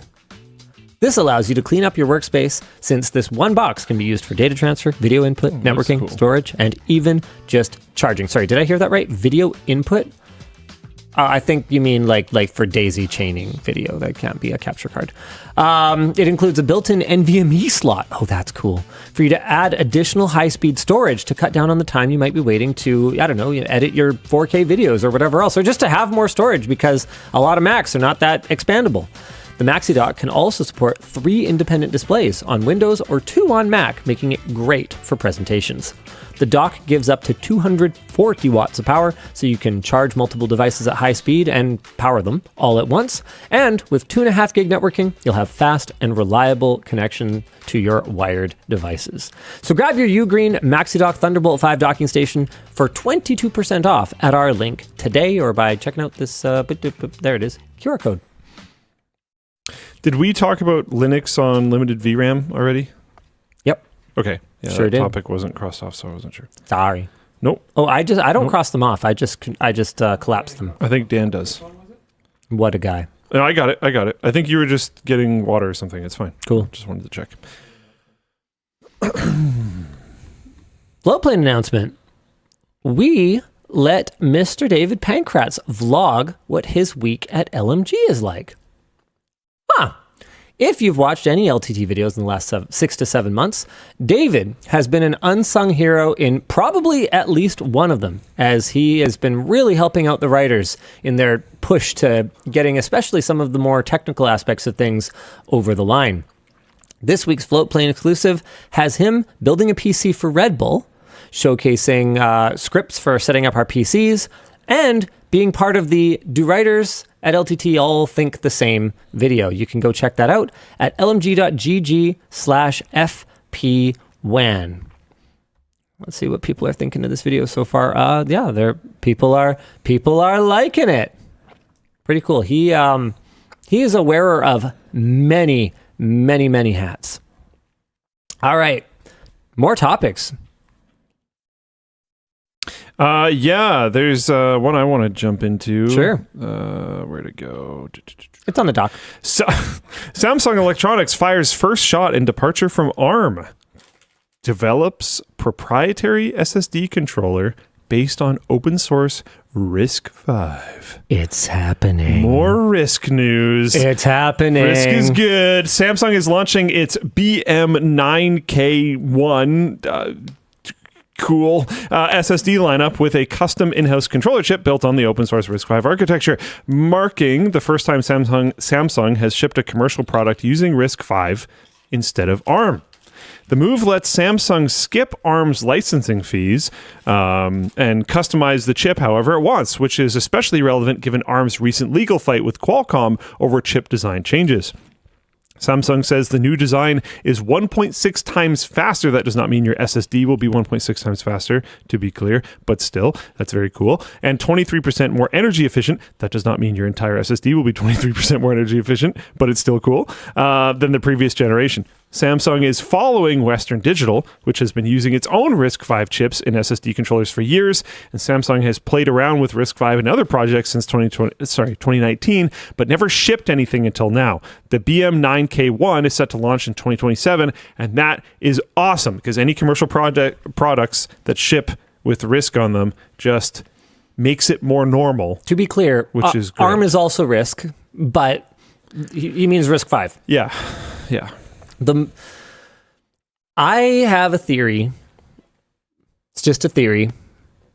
That's not trademarked. And he's retired. Theory? Nope, he's retired. A computer theory? Sure, a computer theory. I have a computer theory. I have a theory that as long as the transition took between x86 and ARM, or not even transition because they're very much still coexisting today, but as long as that took, I think RISC-V's rise will be at most a third of the amount of time. We're going towards a very interesting future because with the mind share divestment that's happening from Microsoft and Windows right now of people interested in Mac and people interested in Linux and just kind of moving off of that, and hardware just getting a little funky. Pricing has been really crazy. A lot of Chinese manufacturers are starting to kind of prop up and look at that consumer market and go, we might be able to take some of that, especially if pricing is going to be 2,000% higher than it used to be. Companies, more and more companies, I'm finding discussions about RISC-V to be much more common these days than it was even 3-4 years ago. There's, Google making their own stuff. Intel interested in being a fab potentially more than even their own Speaking chip of Intel, thing. I had this queued up already. I don't give financial advice on this show, but if you bought Intel when I said that I thought it was looking kind of cool and laid out all the reasons I thought it was kind of cool in the medium to long term, you're doing pretty good so far. Just throwing that. I don't know, man. It's real tempting sometimes when I can just kind of see the tea leaves and I'm like, this is the direction. Me being invested in Intel would be pretty bad though. That would be pretty bad. Anyway, ugh. Yeah. So it's interesting. A lot of things are moving towards actually genuinely moving towards open source setups for things. Which is very based. Interesting. It's cool. I don't know what that future necessarily looks like. Probably a lot of fragmentation, but I think it'll be fun. I'm excited. Okay. Next topic. Stay the Path says, yeah, that'd almost be as bad as like the president of the United States shilling a ticker or like a crypto or NFT or something. You know what? You're right. I think that... if it's their own name, I think they have to. That would never happen. Yeah, that's pretty far-fetched. I wouldn't want to live in a world that's so corrupt that the politicians at the highest level would shill stocks, and also almost as bad YouTubers would do it. I don't want to live in that world. Almost as bad. Speaking of far-fetched, Apple approves drivers that let AMD and NVIDIA eGPUs run on Mac. Okay, I was so excited when I read that much of it. Carry on. Yeah, it gets a little worse. The software is designed for AI, though, and not built for gaming. Apple has officially signed off on those drivers. The drivers are developed by TinyCorp, the company behind the TinyBox AI accelerator, and Apple's approval means users no longer need hacky workarounds like disabling system integrity protection to get eGPUs running. This is specifically for AI workloads, not for gaming. The drivers are built for running large language models, so if you were hoping to plug a GPU into your Mac and fire up games, that's unfortunately not in the cards. Ding, ding, ding, ding, ding, ding, ding. Nice. Solid. TinyCorp first got an eGPU working on Apple Silicon back in May 2025. That was not me, by the way. That was the writer. Back in May 2025, but that required unofficial methods. Now, with Apple's blessing, installation is straightforward. For context, TinyCorp sells some serious AI hardware. Their lineup ranges from a $12,000 box with 4 AMD 9070 XTs all the way up to a $65,000 system running 4 RTX Pro 6000 Blackwell GPUs. Whew. The reason that this is in Good News WAN Show, I feel like I should explain that. It's still good. Is that this is the first step sign of a potential future thaw in the frosty relationship between Apple and NVIDIA. I would love to see at some point, I think asking for an NVIDIA GPU baked onto Apple Silicon in a multi-die package, that's probably unrealistic. But I'd love to see a future where I could hook an NVIDIA eGPU up to my MacBook Neo 3 or MacBook Neo 4 and run serious games off of an iPhone CPU. That'd be sweet. And NVIDIA's down. We know this because they actually went and did the work and made a driver. And this was a number of years ago. And Apple intentionally blocked it from working. Ever since Bumpgate, things have been frosty between the two. But I feel like both of them have come so far and been so successful that you would think it would be time to bury the hatchet. You know? Maybe. Yeah, maybe. Maybe when pigs fly and, me and Gamer's Nexus make up and kiss.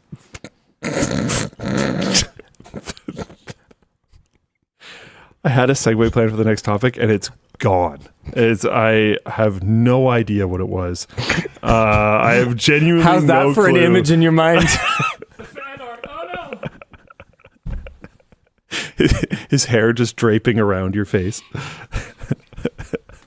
Hey, what makes you think I would be on the bottom? So many things.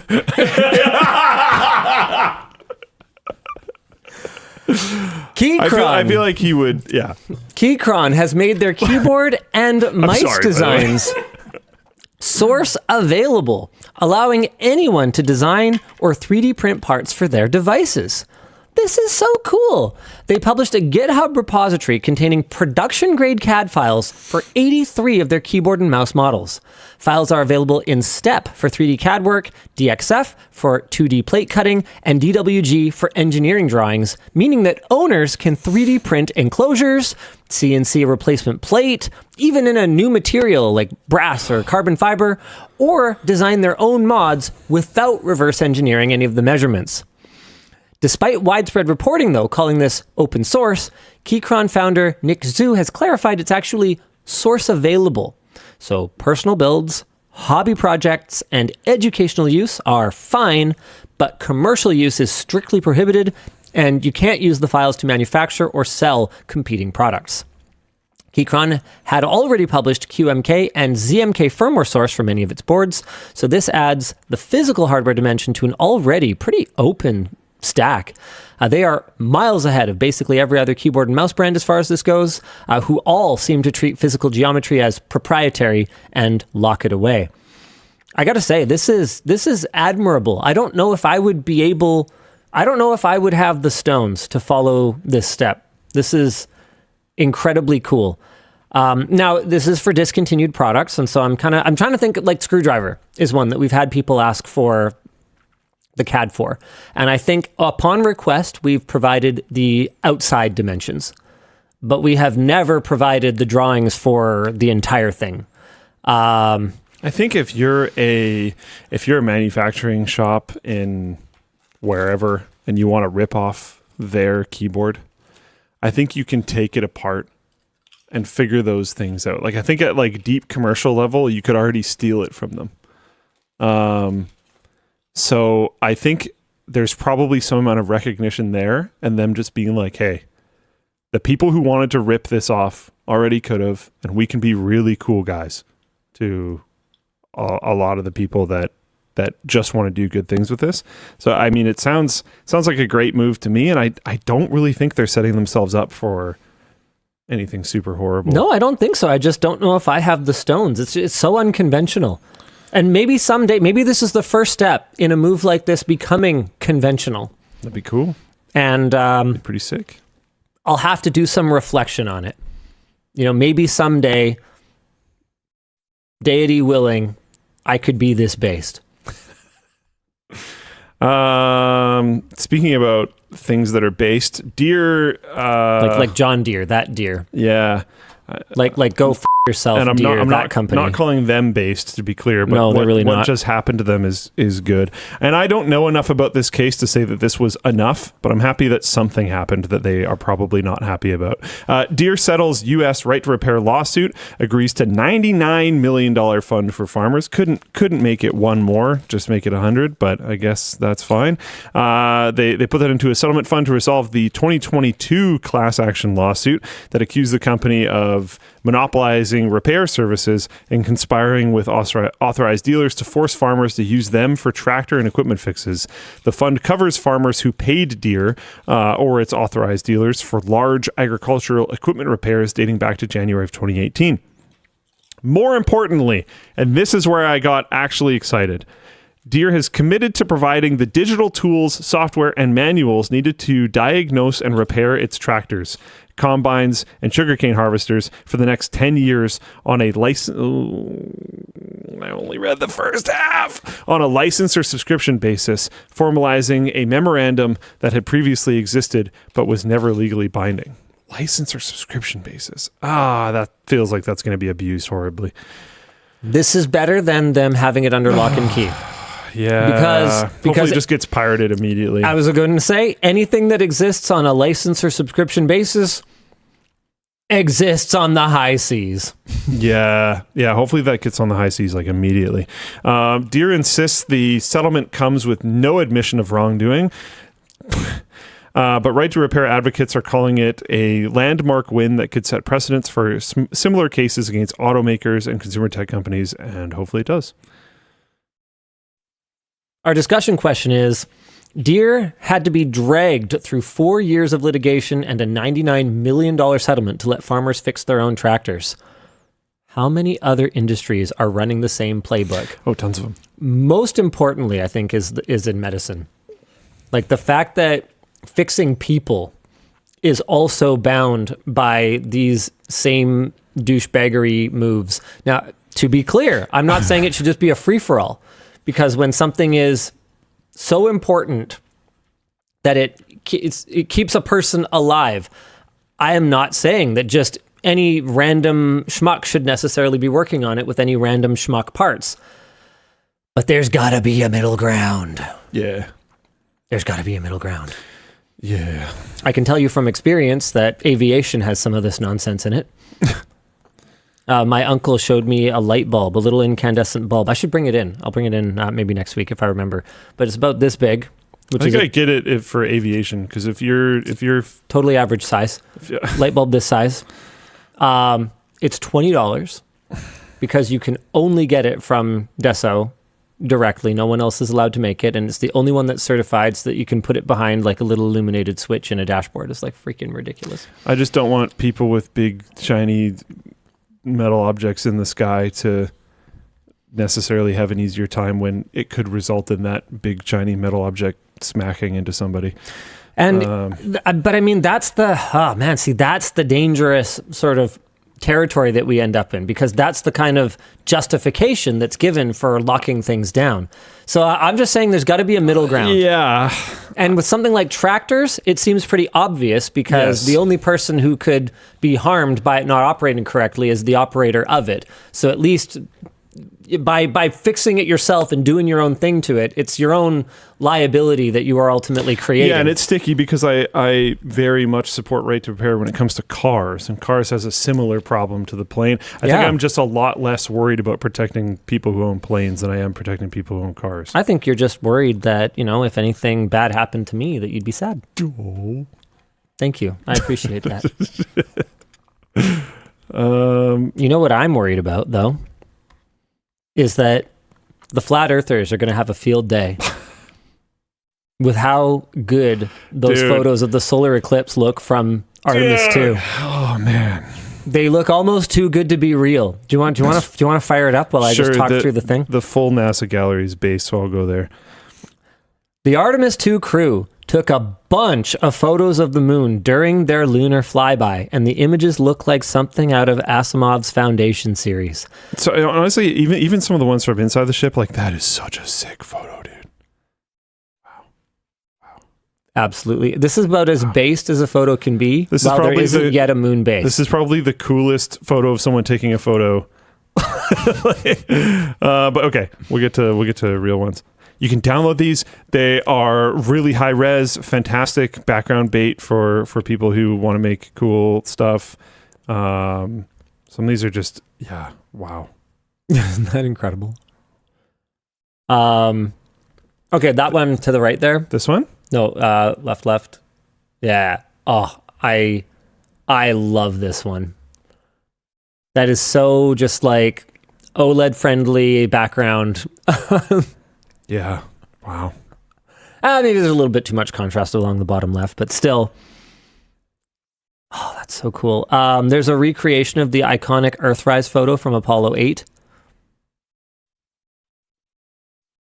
It's yeah. Hold on. This one. They're very similar. I mean, they were taking a lot of photos. This one's specifically called out, is it? But yeah. Here's an eclipse shot. Oh man. So good. So cool. So good. Oh man. Light of the moon in nighttime is visible in the background as the sun is setting on the opposite side. The image captures the beginning of a total solar eclipse that astronauts were able to observe at the end of their lunar observation period. It's just the write-ups are just exactly what was happening, and yet they sound so cool. Commander Reed Wiseman told Mission Control it was a surreal experience and said he'd need to invent new adjectives because no existing words could describe what they were seeing out the window. NASA has shared the full metadata for the photos to prove that they are real, unprocessed captures from the Orion capsule. They're not renders, they're not composites, just breathtaking photos. And yet, I firmly believe... Photos of a set! I firmly believe that because they look too good, someone out there will believe they are fake. Sponsored by Blender. I believe that they're real, and I firmly believe that I don't care because I choose to live in a world where it is real and that is more interesting and more fun and more exciting. It was I made the mistake of watching a small amount of a reaction video of someone watching a stream of some flat earthers watching the launch and like talking about how they were faking it and Faking the launch? like yeah, of course, Just go. because a rocket launch has to be fake if the Earth is, you know, flat and stuff. You can see it from so far away. And you can go not that far away. Dude, they start talking about like how many camera angles there are and how many cuts there are to conceal like the set or like the fakeness of it. They cut that. It's like, you know how many camera angle cuts there are in a soccer game? Does that mean nobody has ever played soccer? What are you even talking about?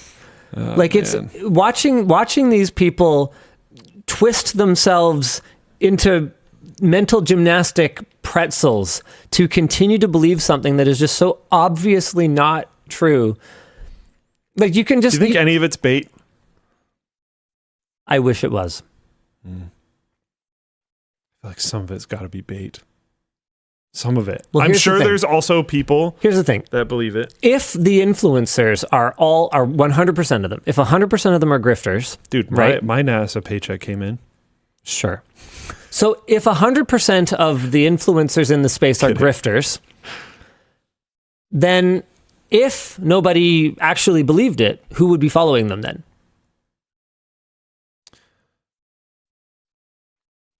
Like I'm saying, even if the people who are most active in propagating the conspiracy theory are in on it, Okay. obviously somebody's not, because they wouldn't be watching this. So I can't accept. But you watched it. No, I watched someone watching it to make fun of it. But I think there's a lot of people that will rage watch stuff like that.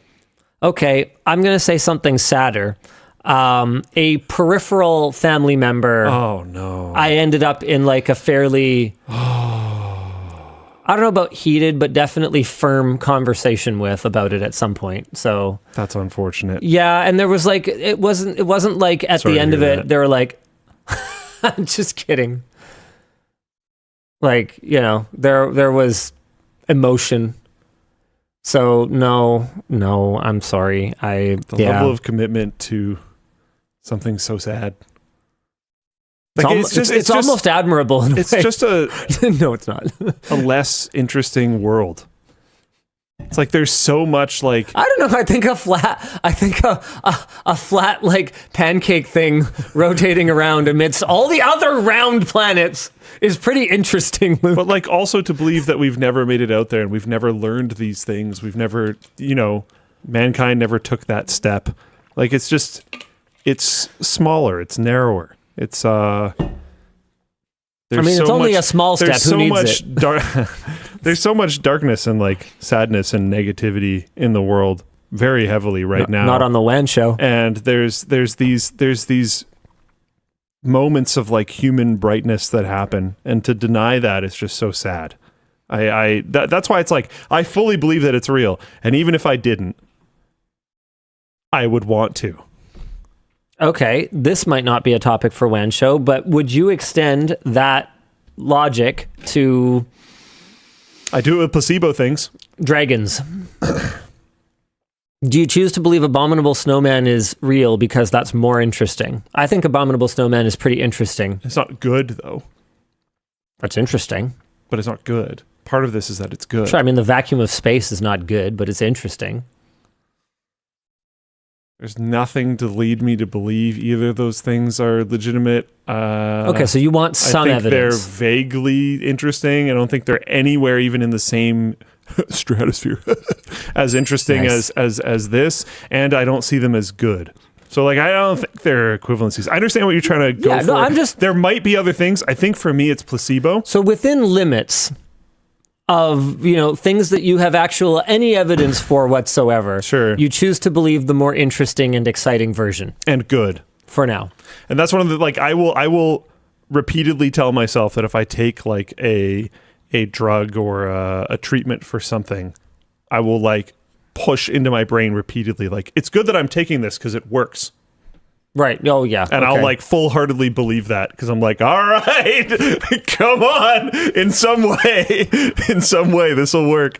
So like, yeah, I think I do that with more than just NASA stuff. But then I've seen a rocket take off. So like, I don't know, bro. You can just go. The ducks are free. Like, I don't know, man. In other space-related news, the FCC is set to supercharge satellite internet performance and potentially lower costs. They just announced they'll vote on April 30th on an order to overhaul satellite spectrum sharing rules from the 1990s, replacing the old equivalent power flux density framework that limits how much signal power low Earth orbit satellites like Starlink can use. FCC Chair Brendan Carr said that the change could boost capacity for space-based broadband by as much as 7 times current levels using the same number of satellites. The rule change would mean faster speeds, potentially lower costs, and better service for rural and remote users, with the FCC estimating more than $2 billion in economic benefits for the U.S. alone. SpaceX, which has lobbied heavily for the change, stands to gain the most. Starlink accounts for about 65% of all active satellites in orbit, and they have more than 10 million subscribers worldwide.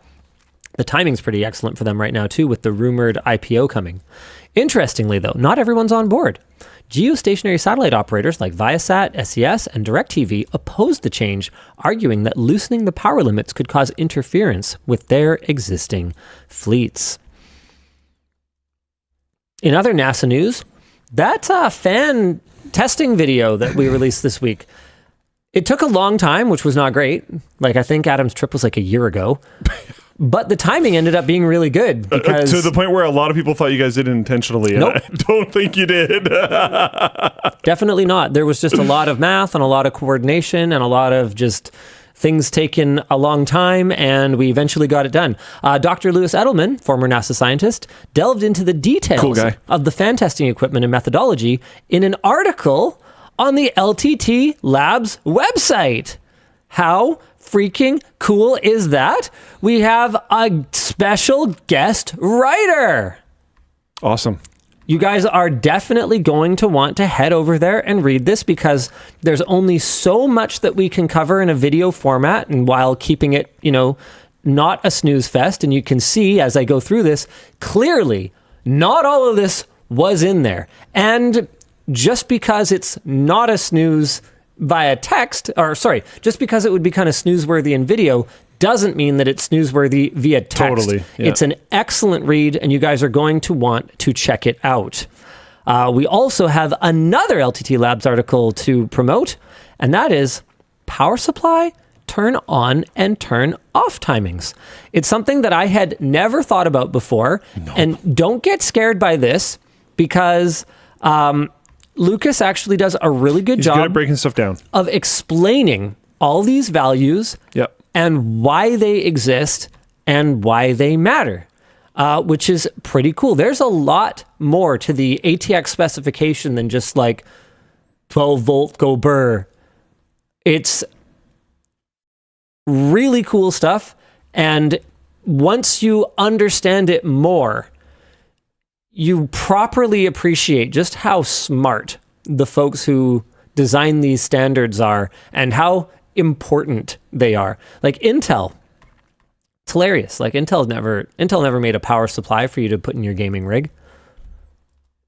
But here they are, sort of foundationally involved in the design of functionally every single one you've ever used in your lifetime, unless you're very, very old. Pretty cool stuff. Definitely worth a read as well. LTT Labs has been doing some really neat stuff over the last little while. Anyway, our discussion question is, have you ever made a really poor fan placement decision in a previous build that this video from the collaboration with NASA would have prevented? I don't think so, but mostly because I haven't had a lot of builds that had glass in them. Mm-hmm. There are a ton of cases out there that this would have actually potentially impacted where I put my fans, but I haven't built in a lot of them. The only case that I've ever had that had like front panel glass is the one that I currently have, and there's no fan slots there. I think for me, it's less front panel glass and it's more bottom intakes. There have been many cases that have short Like, enough feet, no feet, yeah, that their bottom intakes, now that I understand how much spacing we actually need, simply just are not intaking air efficiently. That doesn't mean that I wouldn't still put the fans there, but I might not rely on them as much. I might opt for a different configuration of the fans in the rest of the case, knowing that those ones in the bottom are not really drawing in that much air. Or I might run them at a lower speed, knowing that they're going to have an outsized effect on the overall noise of my system because of all that turbulence in their intake. Mm-hmm. I am trying to find something. Sorry, give me a second. Now it's time for a turbulent message from our sponsor while he looks that up. Nice, perfect. Hearing the word analytics might make your brain go into snooze mode, but at the end of the year, everyone loves seeing their Spotify Wrapped and Steam Replay. Our sponsor, Play Tracker, is an app that's built for any gamer that even remotely cares about achievements. It connects to all the major gaming platforms and combines data from each into one place, so your gaming stats are always together. So no guilt about chasing a deal on a different system or on a different launcher. As you play, you'll level up and unlock customization options for your profile. You can see fun stats and graphs of your play patterns, organize your library, and lots more. All these features are free, no microtransactions to unlock customization options, and that includes options from the LMG Guild with real game suggestions from LMG team members. That's cool. I'm actually just finding out about that now. PlayTracker is independently owned, based in the EU, and adheres to strict privacy policies, keeping your data in your hands. And, well, or at least in their hands. And an extra little cool thing, they've even added support for retro achievements. So what's your gamer level? Find out with PlayTracker for free on the web or as a desktop app at playtracker.net/WAN. The show is also brought to you by Motion Gray. If you're working at your desk for a whole day, you might notice your back gets sore or things get a little sweaty, which is why it can be helpful to stand and move around from time to time. Motion Gray's Ergo 2 Pro sit-stand desk is an affordable option to bring more comfort and more flexibility to your workstation. No matter what size desk you go with, Motion Gray's Ergo supports up to 176 pounds, and each desk comes with dual legs for stability and uses German Bosch motors for a smoother height adjustment. Everything arrives in a single box. No worries of, some things being shipped in one box and then another arriving 3 days later. And everything you need to assemble the desk is included in the box, although it wouldn't bother me if you also picked up an LTT screwdriver. Grab your Motion Gray Ergo 2 Pro at our link in the video description. All right, did you find what you're looking for? Chat helped me figure it out. Nice. Good job, chat. I need another second to actually bring up the actual video. But we're talking about power supply timings, and it made me think of a video I watched recently from Lori Wired, which is this one. Your RAM has a 60-year-old design flaw. I bypassed it. Oh, that was sick. I watched that recently, too. This is incredible. Amazing video. It's so awesome. I didn't know it worked this way.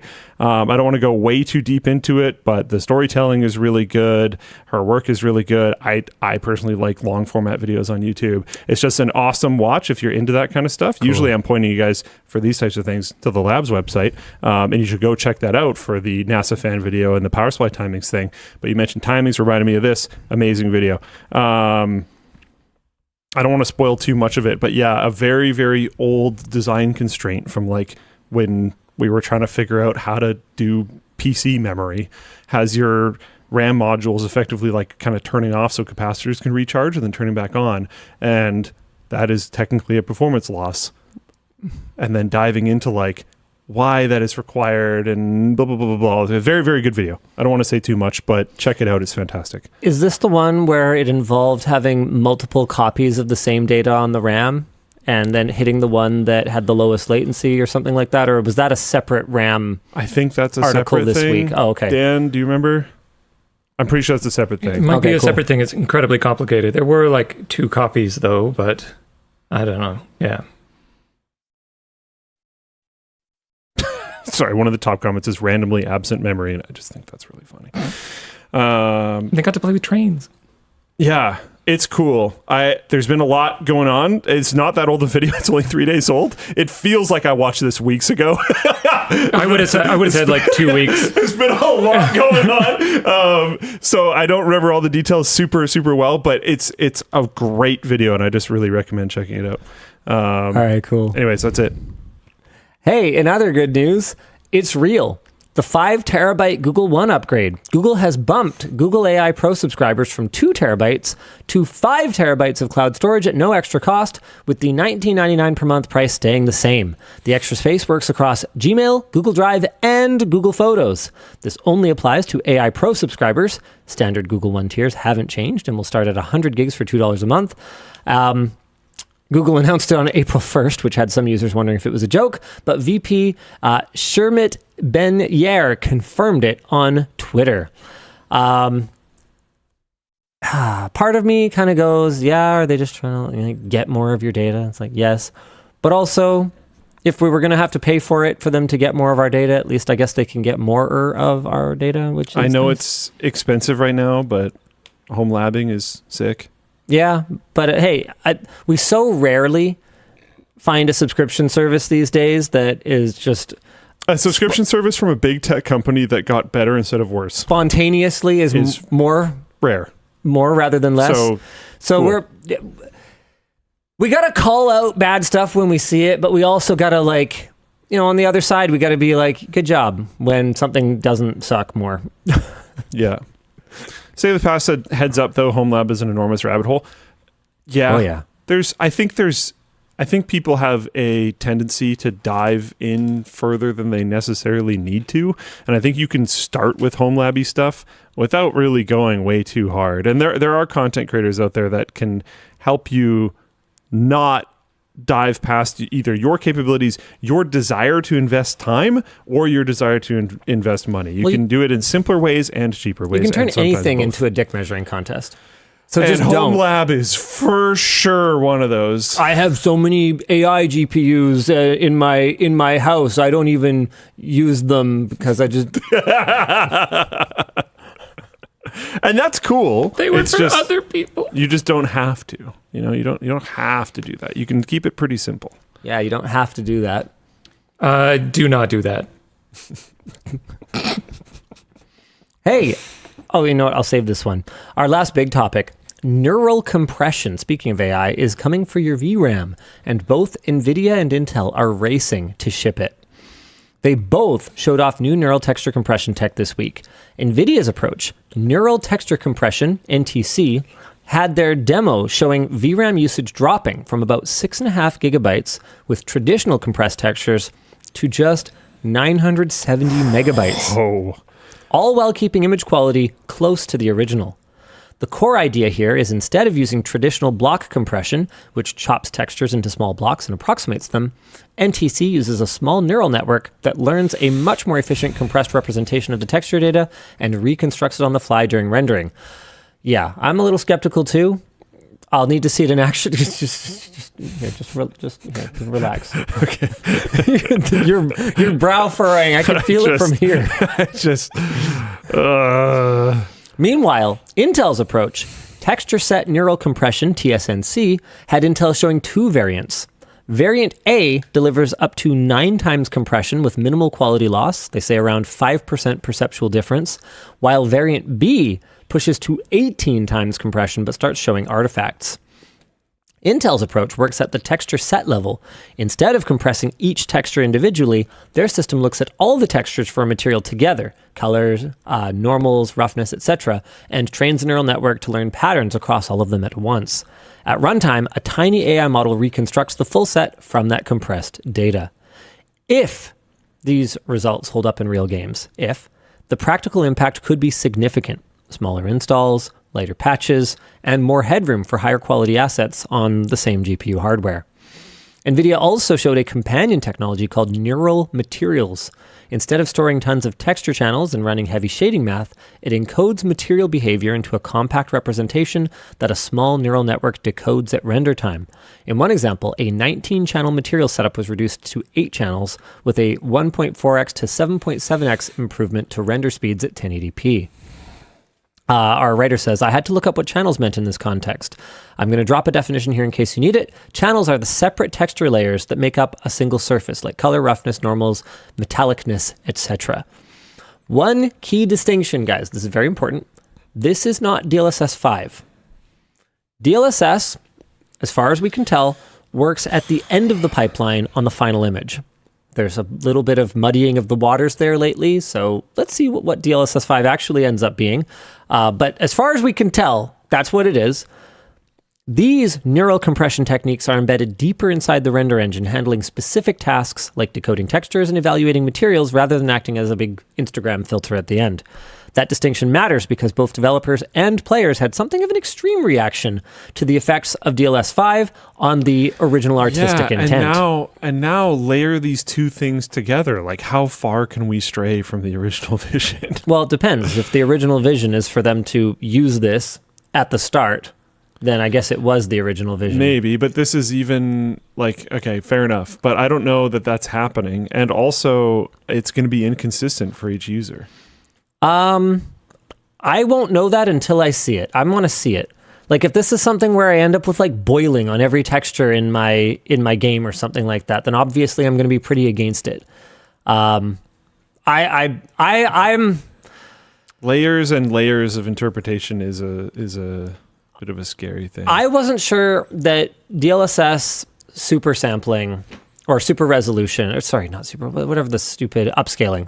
I wasn't convinced that DLSS was ever going to be something that I'd want to turn on. 4.5 is something I would turn on without hesitation. So while I fully understand and am on board a lot of the hesitancy and a lot of the skepticism around NVIDIA's marketing of their DLSS various technologies and AI various technologies, I'm going to take a wait and see approach. Yeah, I mean, I'm going to wait. I'm going to see it because it's going to happen. Nothing else really matters. Exactly. There's nothing else that really matters. Like, there's nothing you can do. It's not like I can call Jensen and be like, hey, that thing you were working on, stop it. It's bad. Just stop the presses. Yeah, Forget it. We don't like it. Turn it off now. It feels like a telephone game problem. Oh, sure.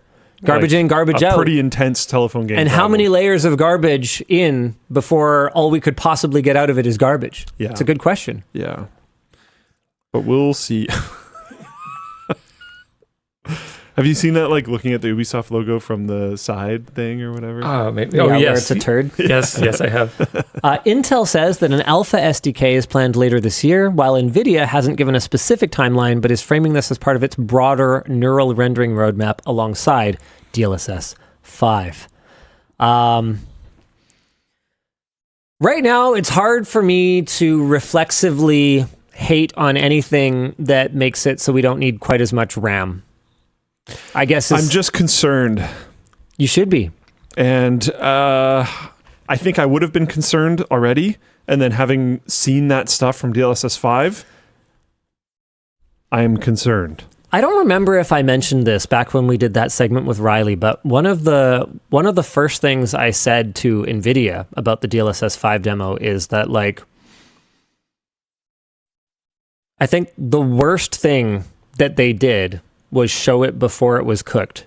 I am usually the kind of person who enjoys seeing things be developed in the open and watching the progress in real time.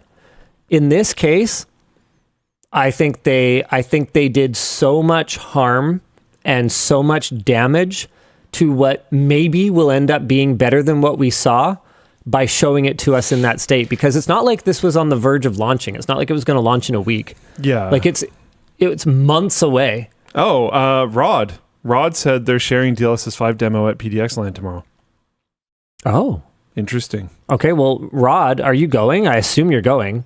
Are you gonna report for us? You can be our correspondent. Yeah, you can be our DLSS eye in the sky. Yeah. He says, I'm at the LAN. Yeah. Heck yeah. Why aren't you playing video games, bro? You're watching WAN Show for crying out loud. I mean, I'm not convinced it's about the video games for Rod. I think he's more about the community. And the computers. And yet, somehow, he doesn't manage to come up and play softball with us last year. He came to Whaleland. Yeah, but he didn't come play softball. Do you know how many times I asked him to come to softball? That guy. He's coming to the next Whaleland, Can't take these guys anywhere. I think. Tarkov right now, have one in the background. Nice. Solid. All right. You know what? I'll allow it. You know what else I'll allow? Wow, that's bold. I know. It's pretty based, actually. Very bold. True gamer. Verified actual gamer. Doesn't even need footsteps. Viewer Wolfgang has the solution to my Xbox pairing issue. Remember I was saying I had Xbox pairing issues? Yep. Apparently to fix it, I just need a bare metal Windows install, and I have to use that to update the controller firmware in the Xbox Accessories app. They apparently tried it in a VM, and even that didn't work. And of course, you also have the Xbox app installed and signed in, so you can download something called Gaming Services, and after updating the firmware, his paired flawlessly. So I just want to take a moment to call out any company that requires me to own more of their products in order to update the firmware on their products. It's bad. Apple folks always get mad at me about this when I say it is completely unacceptable that I have to buy another Apple product in order to update the firmware on my AirPods.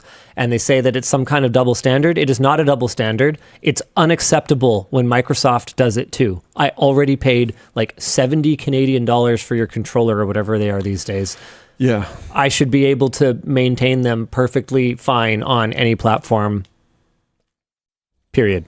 I agree. I'm going to jump back to the graphics AI topic for a quick sec. I find it very interesting because usually I'm a proponent of don't jump down people's throats so much, or else they just won't talk to you again in the future. But I find this one really weird because we have like Disney and they came out with their like Star Wars animals thing. That was horrible. And then DLSS 5, and I just keep running into. There's been other examples as well. I just can't really think of them off the top of my head right now, which is like why. Why are you showing me that? Yeah. Like the Disney one especially was just like, what? Like you thought this was cool?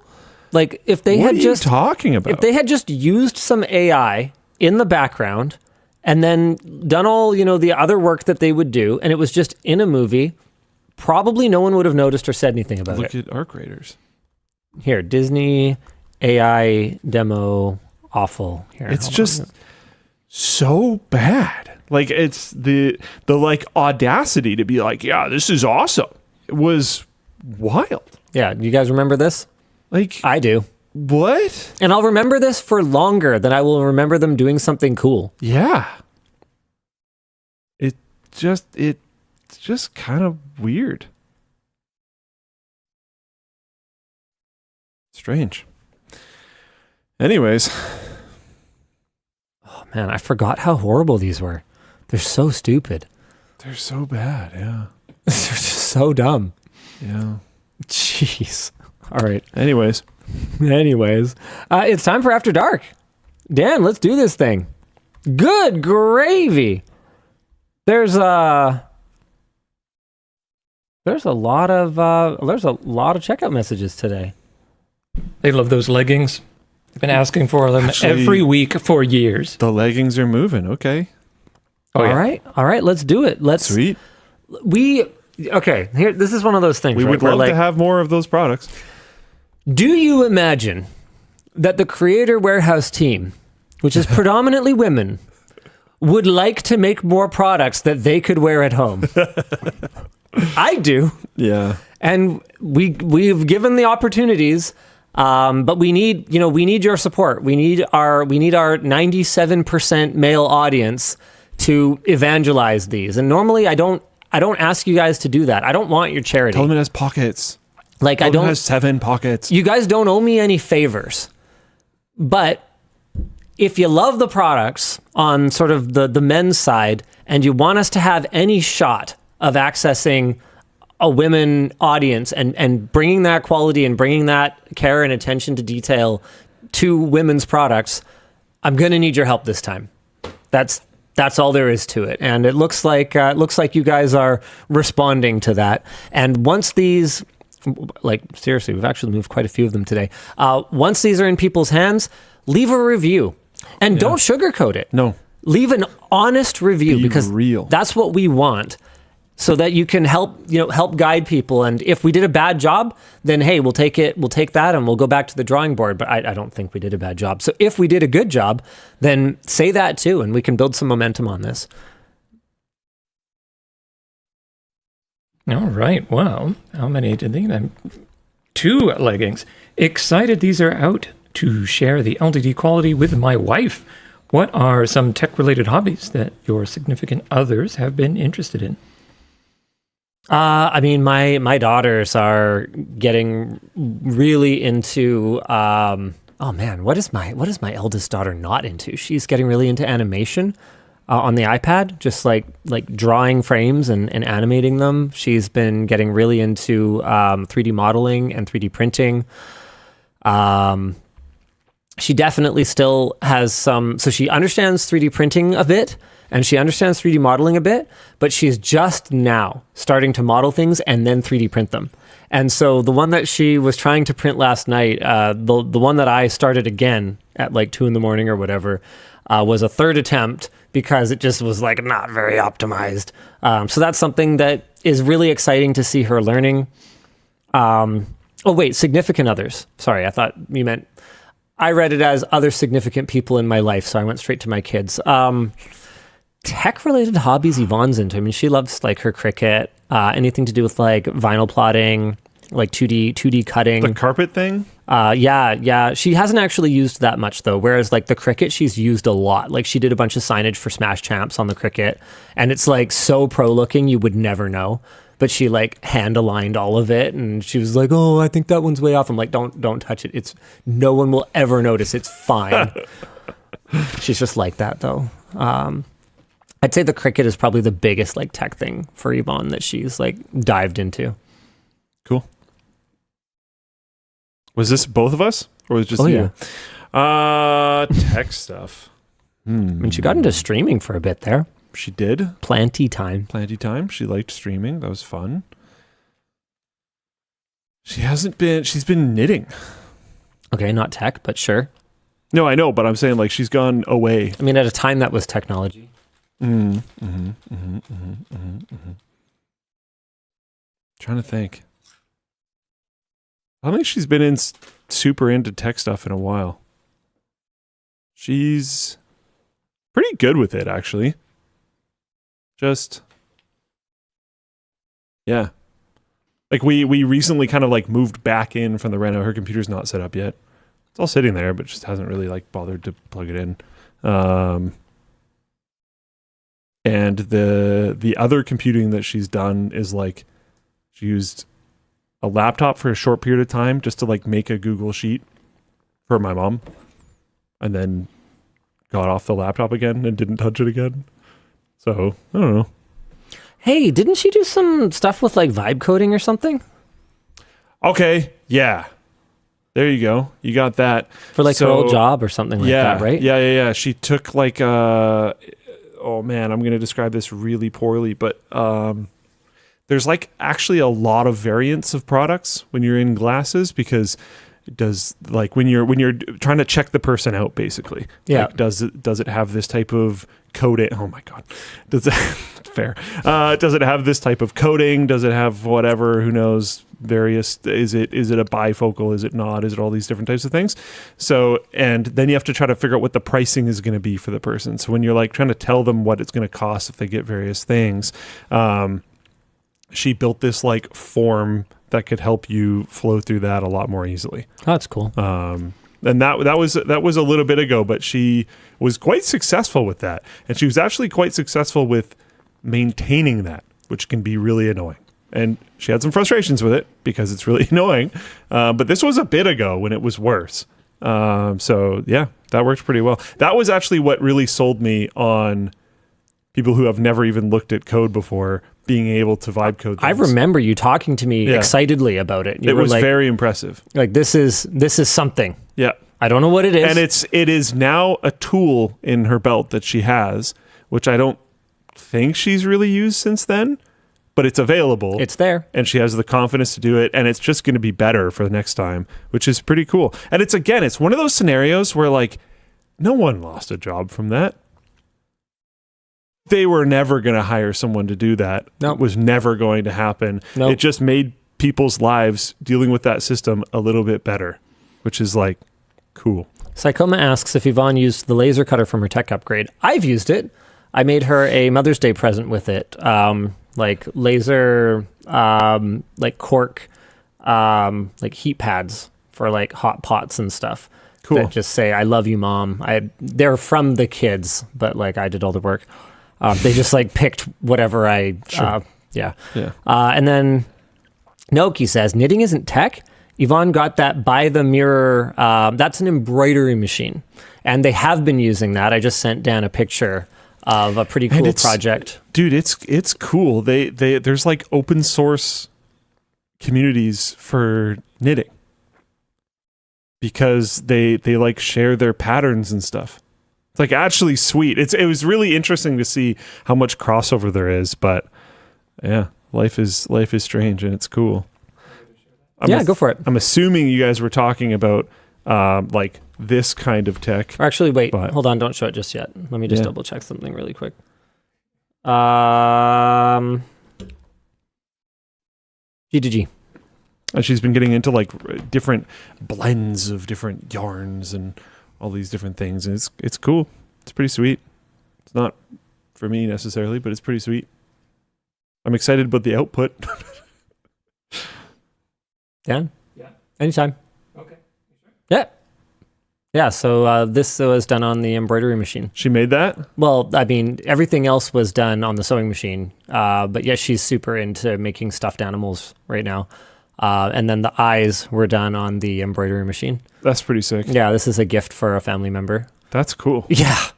She makes them from just fabric. We're at a wee bit of a distance, but I would just believe that was a product. Oh, yeah. Yeah. Oh, like yeah. It looks great. Yep. That's awesome. Yeah, pretty cool, hey? That's really cool. Noki. Fox! Firefox! Gimme! I mean, you can commission one.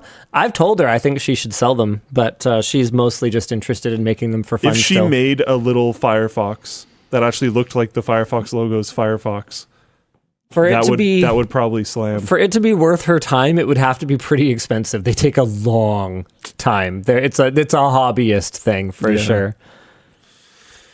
Yeah, well, everyone watching on Floatplane is using Firefox. I know they are. There's a lot of Firefox Every users. one of them. Yeah. Hit me, Dan. Linus, with Tesla heralding the imminent arrival of unsupervised full self-driving, do you think that or OpenPilot will be done first? Which would you rather have, all else being equal? I mean, I'd rather have the version that Tesla's been promising for all this time. Unfortunately, hold on. Hold on. Unfortunately, it's been promised over and over and over and over and over and over again, and it has just never actually arrived in the way that they have promised it. Here, hold on. There's a really funny article that broke down all the times that Elon has said, by this date, it will be more safe than human drivers.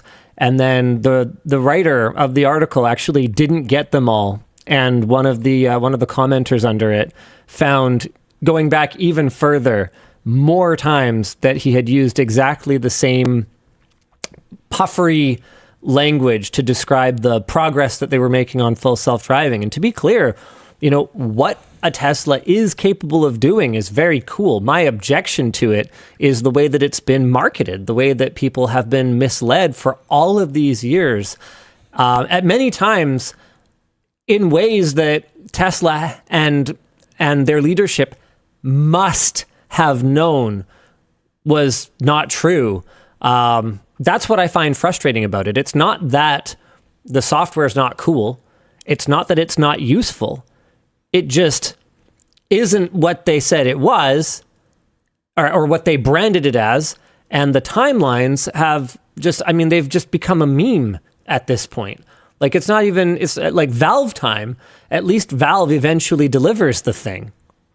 When are we actually going to get the Tesla full self-driving that is actually safer than a human driver? And maybe more importantly, when is Tesla going to have the stones to actually publish any peer-reviewed data that backs that up? They don't. Waymo does, but Tesla doesn't. And the only reason that I can think of that Tesla would not publish data, like their disengagements, for instance, is that it's not flattering. That's why else? If you're the leader in the space, you talk about it. If you like to pretend and you cosplay as the leader in the space, then you obfuscate. It's that simple. Hey, DLL, love the show. Question for Linus and Luke. If I made an LTT video game, what would you like to see in it?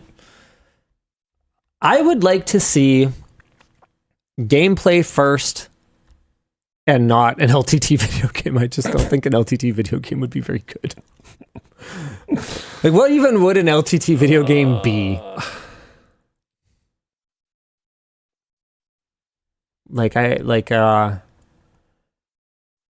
Like I'd see something like PC Building Simulator, like some guy like a simulator type game, maybe. Is it man? What was that name of that game? Video PR Crisis Management Simulator. That makes sense.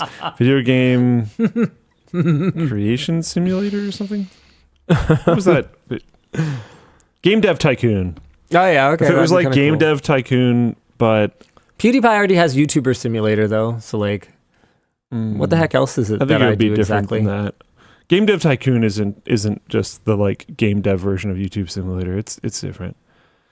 You could like Game Dev Tycoon it, but with YouTube channels, and it wouldn't even technically have to just be tech, and that's how you can get away from it being LTT based. Is it could just be YouTube channels? Now we're getting a little bit closer to YouTuber Simulator, but it's still different. I swear, it's still different. Noki points out that we already made an LTT video game. Hold on, here it is. Yep. Well, we also had Linus Jump, which I don't think there's a lot of like footage of easily findable. That was pretty cool. But Linus Jump was actually pretty sweet. For the verified actual gamer program. Yeah.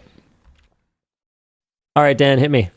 Hi, Linus, Luke, and Dan. Looking for the best thermal adhesive to apply Rocket Cool copper IHS to a 12700K. Any other advice? Found a working chip on 3-bay. Just use the E. Just need to assemble. Also, how's your Steam build? Here's my question for you.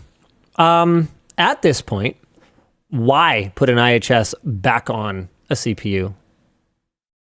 Yeah. Go bear die? Maybe? Yeah. Based. If it's working, just... Man, what would I use? I'm trying to remember. Does Intel solder them? I haven't felt the need to delid an Intel top tier chip in quite a while.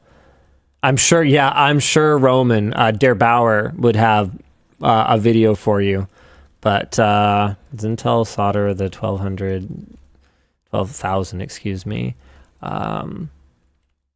series chips. That's what I would probably want to know. Yeah, oh man, if they're soldered by default, almost anything you put on them is not going to be an upgrade.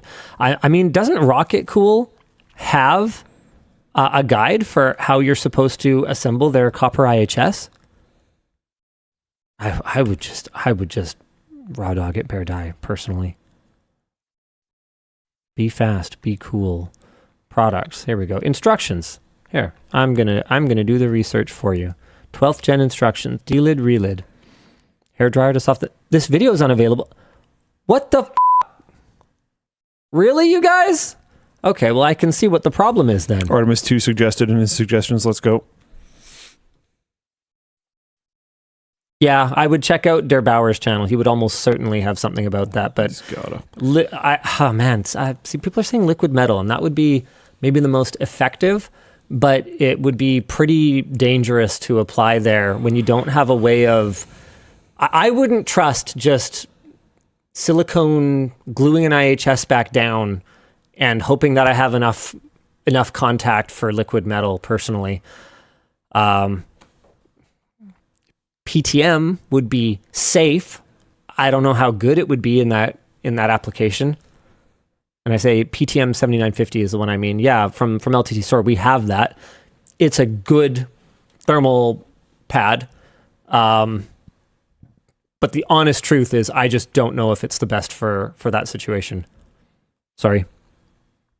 Hey, LDL. Been a fan since I was a kid. I was tasked with making 1 to 2 mil photos, million photos be viewable to far away elderly family members? Considering Google Photos or a home lab solution, what would you suggest? Oh my God. Well, it depends. Do you want a fun project? If that's the case, how about image? Do you want to just upload it, crap it onto the internet, and not think about it anymore? Then Google Photos. I mean... Depends. I know like some people really seem to hate helping family members with tech stuff, and them being far away. I don't know how compatible it is for like, are you awake when they're awake? Like if they're having a trouble viewing your home lab thing, is it going to be okay? Now that doesn't mean that they're going to have no problems with Google Photos, but the blame shifts. So it's kind of up to you. I do wonder what the cost for storing 2 million photos into Google Photos would be. I'll be right back. Goodbye. Bye. But yeah, I don't know. My gut would be to image it.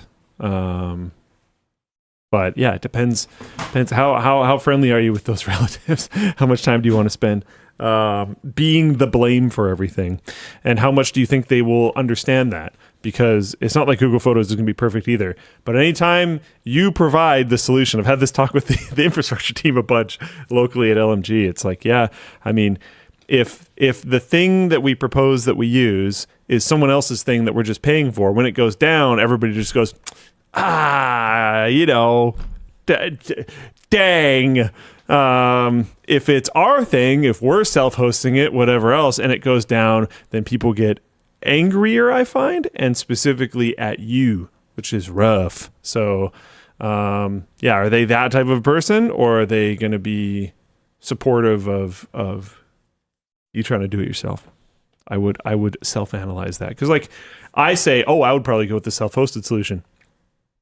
I'm pretty confident my family would just think it's like cool, and if there was more problems, they're just like, let me know, and then it would be fine. So I don't know. It depends. My concern is no matter what you do, you set it up, so it'll be your fault. Yeah, you are now on the hook for this. Cloudflare goes down, you set it up, it's your fault. Why did you pick something that went through Cloudflare, dummy? Yeah, well, they don't even understand what that is. Just the thing that you were in charge of is now broken. Yeah, and then again, with certain people, that won't be a problem at all. And with others, it will. I would try to analyze which they might be and go from there. Print them out. And just mail. Have a requesting service where they can just get tons and tons of boxes full of all the photos at any time, and people just ship them around to each other. What about just having an external drive with them and like a sync thing, so that you can just like give them to them, like mailing it with extra steps? We had to data transfer a ton of videos back in the day from DankPods, and it was faster and more efficient for him to just mail us a drive. What is it, the pigeon per second kind of thing? Like pigeons and truck? What is the data transfer rate of a... At some level, it becomes faster to duct tape micro SD cards to pigeons. What is the meme? What is the data transfer rate of a... What are those old Oldsmobiles that had the wood paneling? They had like a name. Buick. I don't know. I think there's Oldsmobile station wagon. Yeah. What is the data transfer rate of a station wagon? A lot. A ton. These days even more, because now we have 1 terabyte micro SD cards. Yep. You fill up a station wagon with one of those. Oh yeah. With all of those, sorry. And you are moving data, dude. Yeah, you can't. I think that's why like Backblaze, part of their recovery system is we'll just ship you like a box of hard drives. Yep. Is there a discussion question we can do? No, I'm looking for one. How about this one? Hey, Loop, Linus, and Laniel, what would you say are some examples of lower power tech that has far exceeded your needs and expectations? What on earth is lower power tech? I think I can interpret this in a few ways. I think one of them is a bit of a cop-out because I'm looking at it right there. But the Neo... It's a phone processor. I don't think that's actually talked about enough. It's a mobile phone processor, and the laptop is sweet. Like I actually don't I haven't seen a ton of people kind of pointing out like, guys, this isn't this isn't necessarily what you'd expect in a laptop in regards to the chip. But it's really good. Also, this was not low power, but would probably be considered low performance, I guess, now. But something like a 1080, people are still rocking 1080s to play modern competitive games and doing fine with it, which is wild. The fact that people are playing even like graphically great games. People are playing Arc Raiders on 1080s and having a totally fantastic time. And the 1080 has been around.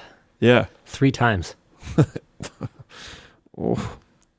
Ugh. No ding for that. Fine.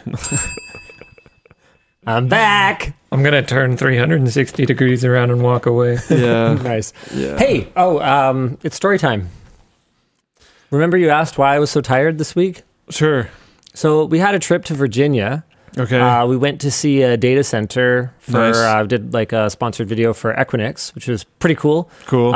Unlike the last Equinix data center tour we did, I was like, hey, we can't just like do the same thing over and over again. They're like, oh yeah, that makes sense. Don't worry. We've actually got lots of really cool stuff. And I was like, oh, okay, cool. So we went into one of their like experimental cages. You got in the cage? Nice. And last time I don't think you got in the cage. And in their like test platform cages, they had a lot of it was actually like older stuff, but it was kind of experimental stuff. So one of the things that we're going to show is like this, you know how direct liquid cooling is like totally a thing for servers? Yep.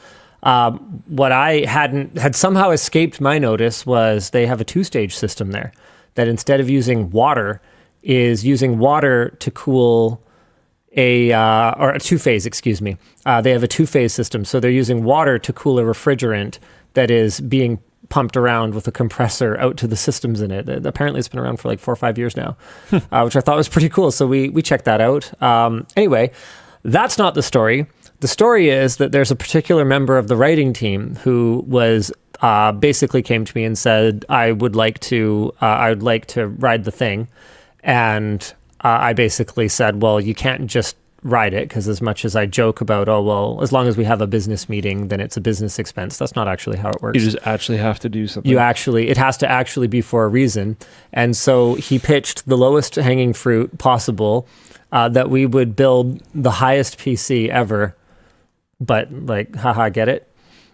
Now, obviously, we're not just going to do like the most low effort nonsense ever. So what we did is we worked with Pankratz, who has his week in the life of vlog over on Floatplane right now, lmg.gg/Floatplane, to make what we believe is maybe not but one of the most efficient gaming PCs. So in terms of FPS per watt, I don't think we were much clear of like 200 watts by the time we were done with it, but we were playing Cyberpunk at like 60 FPS, 1080p, like very solid settings. Nice. Very cool. Anyway, is how it was supposed to go until we had finished meal service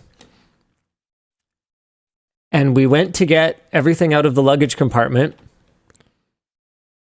and realized that one certain writer had left the case on the ground. Oh. Did you buy the case on the other end and then build it on the way back? So, we devised a plan. Okay. The way it was supposed to work was, because we wouldn't just like take it up to build a computer in it and bring it down. Like it would have to be going somewhere for a good reason already anyway. So he was with us on the whole trip, and then he was just going to like work from home for the rest of the trip.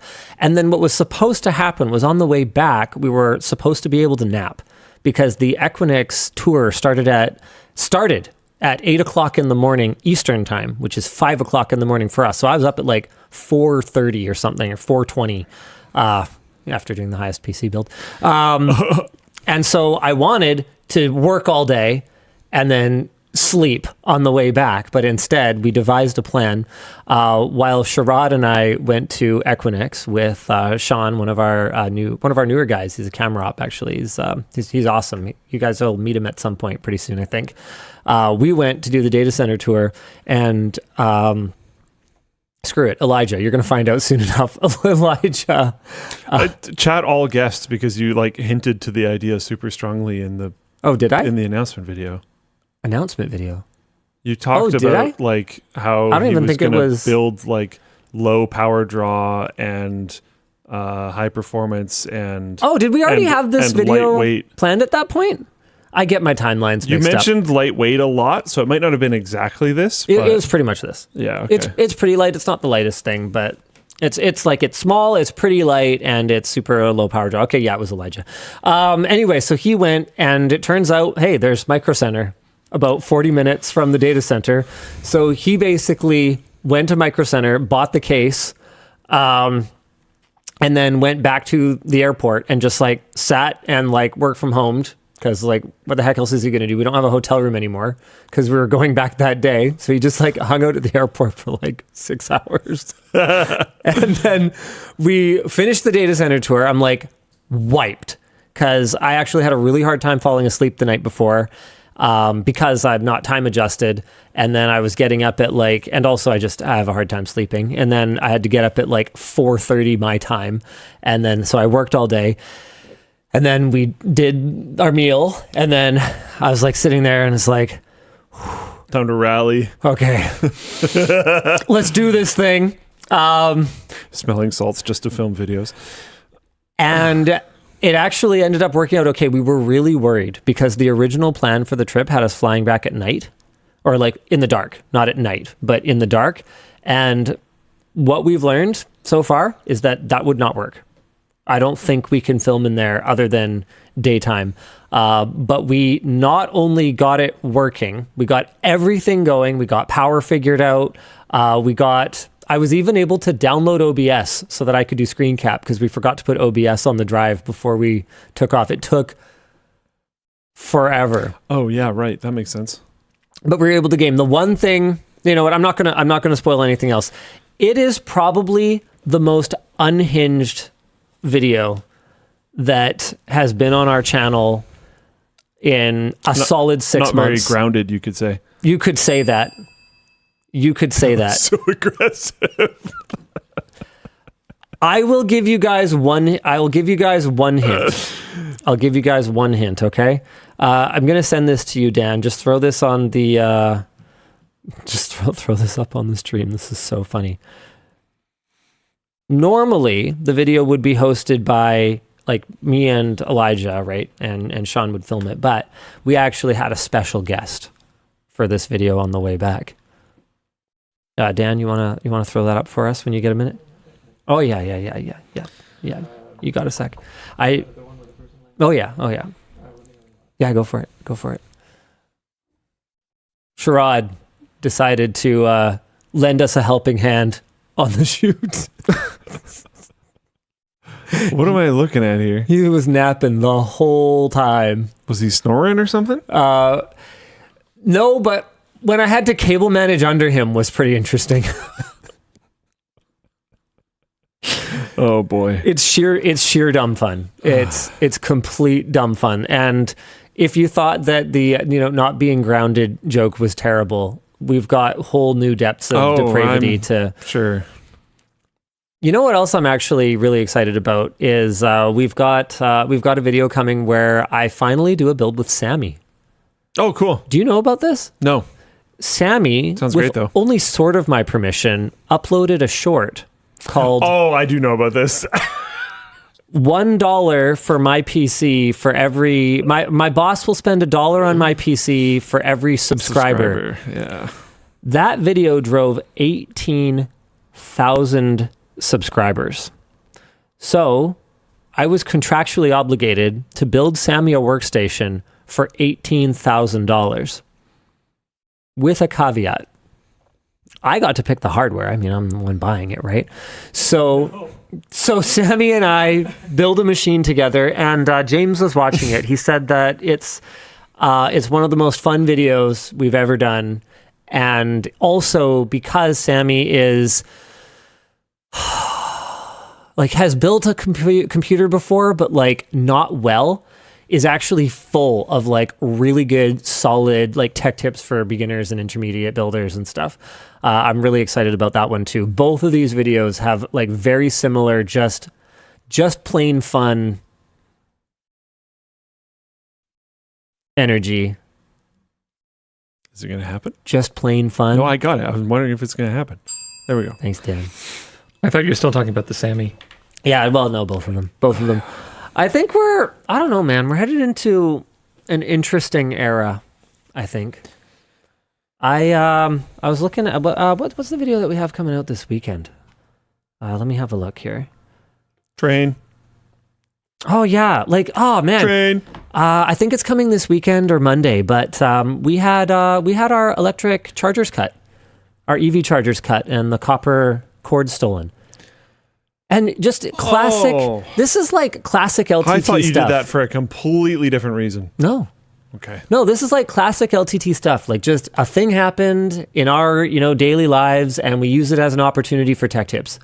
We make an upgrade to the car chargers. We talk about the process. We talk about like the value of the copper that was stolen.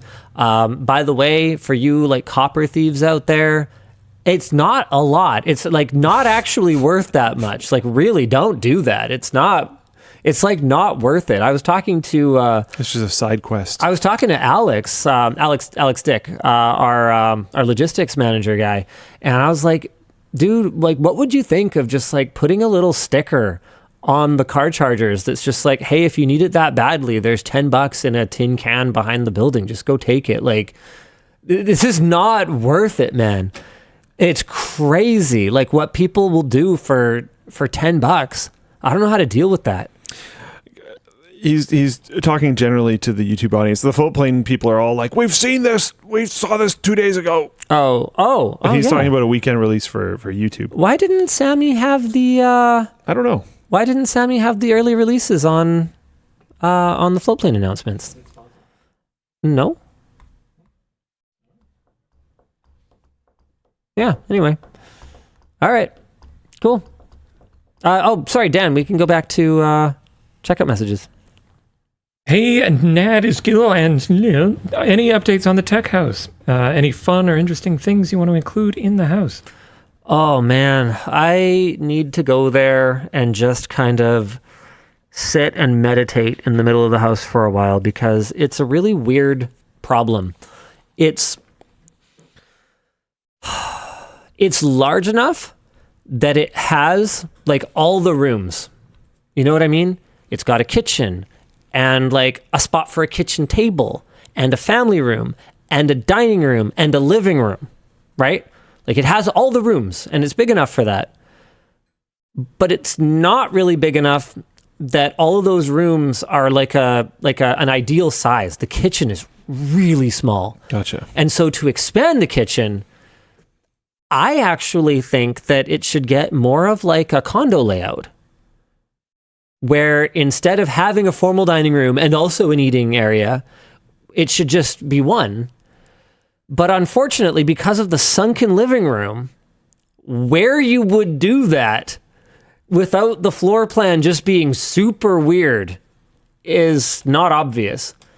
And now that we had to pay so much to get the asbestos removed, I don't think our hypothetical homeowner, Guy, even if I did feel like spending the money, if our hypothetical homeowner, Guy, is trying to do things on a reasonable budget, I think he's in a situation right now where he's kind of exceeded his budget. And if he wanted to like expand the sunken living room or something, like make a major change like that, it probably wouldn't be feasible. So I want to try to find a way to make it make sense where we don't have to make a major change, but just because like the kitchen's in this corner and then you've got like a really small dining room and then you've got this like stairs down to the living room.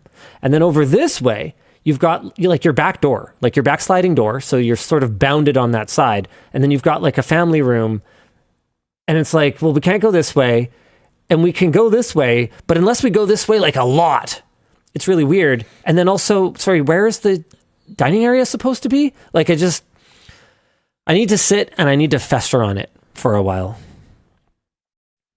Fester. Yeah. That's a choice. I have a short circuit hoodie and I love it. Why did you switch from cotton polyester spandex to 100% cotton on most new hoodies?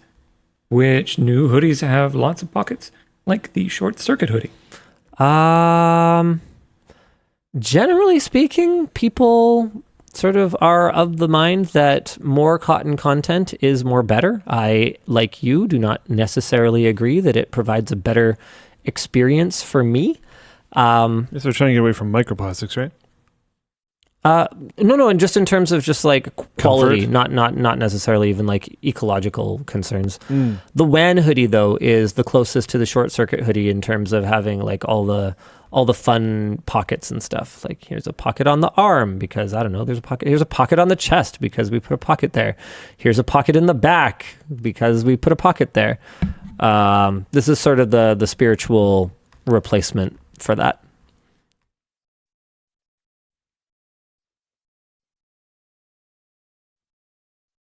Hit me, Dan. Hey, Dan, Luke, and Yvonne's husbando. You recently put out a video saying that RAM prices are going to be going down soon. Assuming that's true, when are we expecting storage prices to do the same? I mean, what I said was, I think the worst may be over. I don't know that they will, in short order, go down to where we started. Nothing happens overnight. Like this increase didn't happen overnight, and a decrease won't happen overnight. So there's always a lag. And with that in mind, I don't think the worst has hit us yet for storage. I wouldn't go out and, buy $1 million worth of SSDs and hoping to flip them in, 4 weeks or whatever because of that sort of intuition. I wouldn't actually bet money on it, but I don't think the worst of it has yet hit us because of how much later SSD prices started to skyrocket compared to RAM. I also haven't seen any solid evidence that there's anything that would ease storage demand. I think there's a very, very strong incentive to find workarounds to just needing infinite memory. Storage, I'm not convinced, has hit the point where it's costing so much that there's as much of an incentive. It's still pretty bad, but yeah, for sure. I'm not talking about for consumers. I'm talking about for the data center builders. Amaria in Floatplane chat was like, I wouldn't buy it right now. I'm paraphrasing slightly. I'd sign a letter of intent to buy them. Nice. Solid. Hello, LLD. Recently found out my 11-year-old made an Instagram account. Would love to hear Linus's approach to parental controls. iOS screen time is mega broken and isn't cross-platform. Any practical tips? This is a big part of my problem with Apple's approach is they are not cross-platform. I don't think Family Link is especially cross-platform on the Google side, but I have found it to be, at least to my knowledge, reasonably reliable. I'm pretty happy with it. It allows overall device management as well as per app management in a way that I think is pretty darn intuitive. I wouldn't recommend like going and buying an Android phone in order to do that. One of the things you could do is if you have a router that supports it, you could check the services that are being utilized by your kid's phone's IP. I doubt they have the sophistication at 11 years old to install a VPN to obscure which apps and which websites they're using. So that would be a way to keep an eye on it. There's always good old-fashioned grounding. Okay, you made this account without permission and you're using it after we talked about not using it. Guess what? You don't have a phone for some indeterminate period of time. At the end of the day, right, though, it comes down to your relationship with your kid. That's what you got to manage. And not even your relationship with your kid, your relationship with that human. They're only going to be 11 for less than a year, and they're only going to be not an adult for just over half of the time that they've existed again, right? So Good luck. Parenting is hard. At Linus, what are you thinking for your next car after the take-in? I don't know. It took me like 10 years to upgrade from a clapped out Civic. Taycan seems pretty good. Second Taycan. What about second Taycan? How about a BYD? Yeah. One of those 10,000 horsepower ones. Could probably carry the Taycan in it. I think I could be convinced by the Yang Wang U9. Yang Wang is awesome. Heck yeah, that looks hot. Dude, have you rode in Linus's Wang yet? It's a Yang Wang, sir, not a Wang, okay? Number Wang. I don't know. It looks pretty cool, and it's not as expensive as you would think. How much is this thing? $236,000 US. Oh, man, Linus is not as expensive as you would think. Is always like, oh god. Yeah, but it's a hypercar. They cost like $2 million US. It's still, it's also USD, so it's like 42 million Canadian dollars. Hopefully not for long. It's not as much as you would expect for other vehicles in that performance class with gull wing doors, with all the like super angular styling and stuff. Like it's priced like a Chinese car compared to the Western alternatives, but like a top tier hypercar. There's cheaper places to get Wang. State of the Path says it looks like a Corvette. Shrug. I don't think that's true. What? I don't agree with that either. Dude. C8 Corvettes? I think they look pretty cool. I unironically like the Z06 or Z6. This is the newest. 2026. Yeah, like this thing. Maybe I just don't. I don't like sweet. I don't like its butt. You don't like its butt? I think it looks. I like sweet. the butt. Yeah. I loved the butt. Sorry. I gotta disagree. What mid-year? Is this the 2023? Oh, no, that sorry, looks. that That looks good. 2026 looks good. Yeah. Okay, I'll take it back. All right. Good. Chat doesn't like it. That's fine. You don't have to buy one. I also don't have to buy one. I don't think I could go back to internal combustion at this point. I don't know if my car is ever going to die, so yeah, okay. It might not matter. What would it take?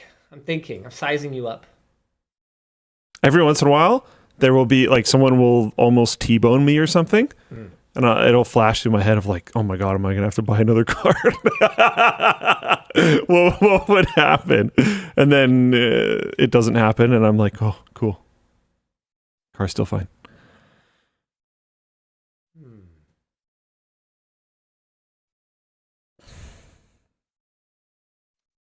I don't think you will literally ever replace it. If I don't have to, I probably won't. I think the only thing that would cause you to replace it would be if you had a repair bill that was more than the sticker value of the car. I think that's the only way. That's what happened last time. Yeah. That's what happened the only other time I replaced a car. If that happened, what would you get? This is one of the reasons why whenever I almost get schwacked by someone not paying attention, it flashes through my mind is because I don't really know. Right. I don't really know. I would be so happy if Acura was making plug-in hybrid TL variants, but they're just not. Yeah, Honda and Toyota seem to be like publicly melting down right now about how weird, like doomed they are if they don't immediately change everything. To be clear, I think there's a long-term market for plug-in hybrids, and I think if China's just going to completely own the electric car market, which they might, maybe not in America, but they might pretty much everywhere else. I think them being like Japan is the plug-in hybrid market, I think they could do really well. But I don't know anything about any of that, so don't listen to me. But yeah, it just makes me sad that like I really like I don't know what you want to call it. I really like the ID of my car. I feel very comfortable in that car. Tim03 like that a lot. Says, okay, you're cheap, but like, what about saving money over time because of gas costs? Okay, so here's the thing. He doesn't drive that much. Yeah. And that's why his car is never going to die. Yeah. Like anything that's like this date or mileage, whichever one comes first, it's always the date. That car has literally never hit the mileage count before the date.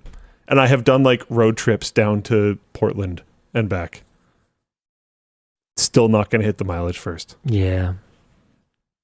Yeah. And I really like the look of the new TLXs and stuff. But Did you get the same model year and make? oh right, they don't even do it anymore.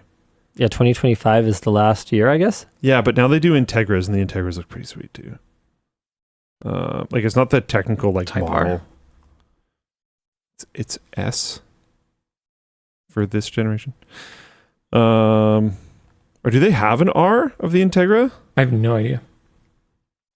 They had a Type R of the, I think it was like TLX 2023 or something, and that was a sweet looking car, dude. Damn. But yeah, they're just still fully iced, I believe. Is this the one you're talking about? TLX Type S? No. Oh, okay. Well, not the one that Dan's talking about. I think that's also a different brand. Got it. But yeah, All right. I would be very interested. Like I've been sitting here kind of twiddling my thumbs like, oh, they'll totally make one that's a plug-in hybrid eventually, and then I'll wait for it to be used for a bunch of years, and then I'll get one. And they just won't do it. So I'm not 100% sure, to be honest. All right. Yeah. Hit me, Dan. Hey, Litmus, Duke, and Flan. Artemis mission photos are releasing and have brought people together. Do you remember a piece of media that had a profound impact on you or inspired you to dream bigger? Ooh, dream. Ooh, okay. My first thought was not dream bigger necessarily. How about inspired you? Or how about profound impact? Brought profound impact and brought people together? I think it's really hard to ignore. Lord of the Rings. Okay. I'm just answering for you. That didn't No, that's do fantastic. that much for me. That isn't what I was going to say, but that's fantastic. I like that. I was going to say the original launch of Pokemon Go. Oh. If you want to talk about brought people together, like, holy. It was years where if you saw people walking around in groups outside on their phones, it was like... You just point and nod. Even Pokemon now, it's like still a thing. It's decently popular still. It's not where it was, but it's been out for over 10 years. Yeah. So the fact that it's still as popular is crazy. For me, impact on me in particular, I mean, I saw Puget Systems at PAX with a mineral oil computer, and that's what inspired me to make my own. Watching the making of, I think it was Morrowind, and the making of the original Halo were like super impactful on wanting to get me into software development. Yeah, there's tons of stuff, man. It has been really interesting. Like there was 3+ million people. I think at one point in time there's over 5 million people just watching just the streams on NASA's YouTube account. Yeah. Not even all of the other people reacting to it, all the other space channels putting up their own feeds, all that kind of stuff. There was many millions of people watching the Artemis launch, landing, everything in between. And looking at the chat, as divided as the world is right now, looking at the chat on YouTube, which is often like a wretched hive of scum and villainy. There we go. That's the quote I was looking for. Like quite literally. But it's usually so bad. But it was really just people talking about how awesome this was. And like posting their country's flag and being like, watching from here or there or whatever. Like, this is so awesome. Look at what we can all do. Really awesome moment. Anyways. This is going to, probably upset someone, but I don't really feel that bad about it. But I think that Prime Minister Carney's recent speech was... the Davos speech? Was the first time that I really felt like a Canadian politician in my adult lifetime actually understood the problems that we have here and actually had some semblance of not just a plan, but the will to try to at least solve them.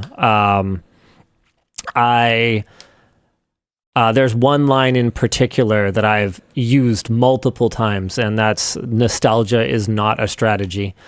I think that at times in my life, I've spent I mean, I suspect we're probably all guilty of this sometimes, but I've spent too much time looking to the past for our solutions, and they're just not going to be there. Yeah, I've shown people on many parts of the political spectrum, including people that would generally be against him. I've shown them that speech, and pretty much everyone has been like, damn. Yeah, even people that don't necessarily like him or whatever else. It's a good speech. Good speech. Last one I got for you today. Greetings, Linus and the one on the right. What's a computer product that I'll isn't take it. super necessary, but it's very useful to have? I'm gonna. The one on the right's gonna answer this one first. Nice, solid. I still love it, man. PowerPlay, and I've heard the new one is worse or something. Like I heard PowerPlay 2 is worse than PowerPlay 1. Then use the old one. I don't know That's why. never happened ever. I haven't looked into it at all because my PowerPlay 1 still is completely awesome and fine. It's just great. And yeah, the default mousepad is too small. I just put an LTT desk mat over it and ditched the default mousepad. Just tossed it. Yep. And it's totally fine. That's a good answer. It's awesome. They are expensive. It's a luxury item for sure. But I'm kind of surprised I don't see them more often because they're just sweet. I haven't plugged in my mouse in years, and I haven't swapped the batteries ever. It's awesome. I'm going to go with my AirPods. They are not necessary. They're pretty great. I could use wired. I could use over the ears. When I'm, doing a data center tour or whatever, I could take the little squishy ear things. But man, I use them every day. Literally every single day I use my AirPods. They aren't necessary, but I absolutely love them. I wish the threes, the 3 Pros were as comfortable as the 2 Pros for me. They still, I still haven't managed to mold my ears to them. But the superior active noise cancellation is just, it's unavoidably better and worth it after the amount of time that I've spent with them now. I have run out. You have run out. What do you mean you've run out? You're right there. Thanks. We'll see you again next week. Same bad time, same bad channel. Bye. Wait, no, a different channel. Okay, so hold on. We may need to change up the strategy. Didn't yell it, so it's fine. We may need to change up the strategy for switching to streaming to the WAN Show channel. Yeah. People are migrating faster than I expected. Oh. There's like 2,500 people the last time I checked that were watching on the WAN Show channel rather than on the LTT channel, and people are getting like double notifications and stuff. Yeah, we need to deal with this. Do we just do the thing that you suggested, which I'm aligned with, or do we poll the audience, figure out what they want? Basically, we're trying to we agree. We got to split it up. So, do we keep the channel that's there as the Clips channel and move the live stream again somewhere else? I oppose that. I'm not asking them that. Let's take it offline. You and I talk about it. So we're moving the Clips channel somewhere else. I'm fine with either one. Well, okay, there's other voices internally that point at other video podcast channels that do have the podcast and the clips all on the same channel. And what apparently happens over time is if you only click the live stream and you never click the clips, you will stop getting the clips because YouTube is all algorithmic now. So let's talk about it. Let's me and James get together. It would be nice if it can be one channel. Sit down. I would like for it to be one channel. That would be much simpler from just an IP management standpoint. Totally.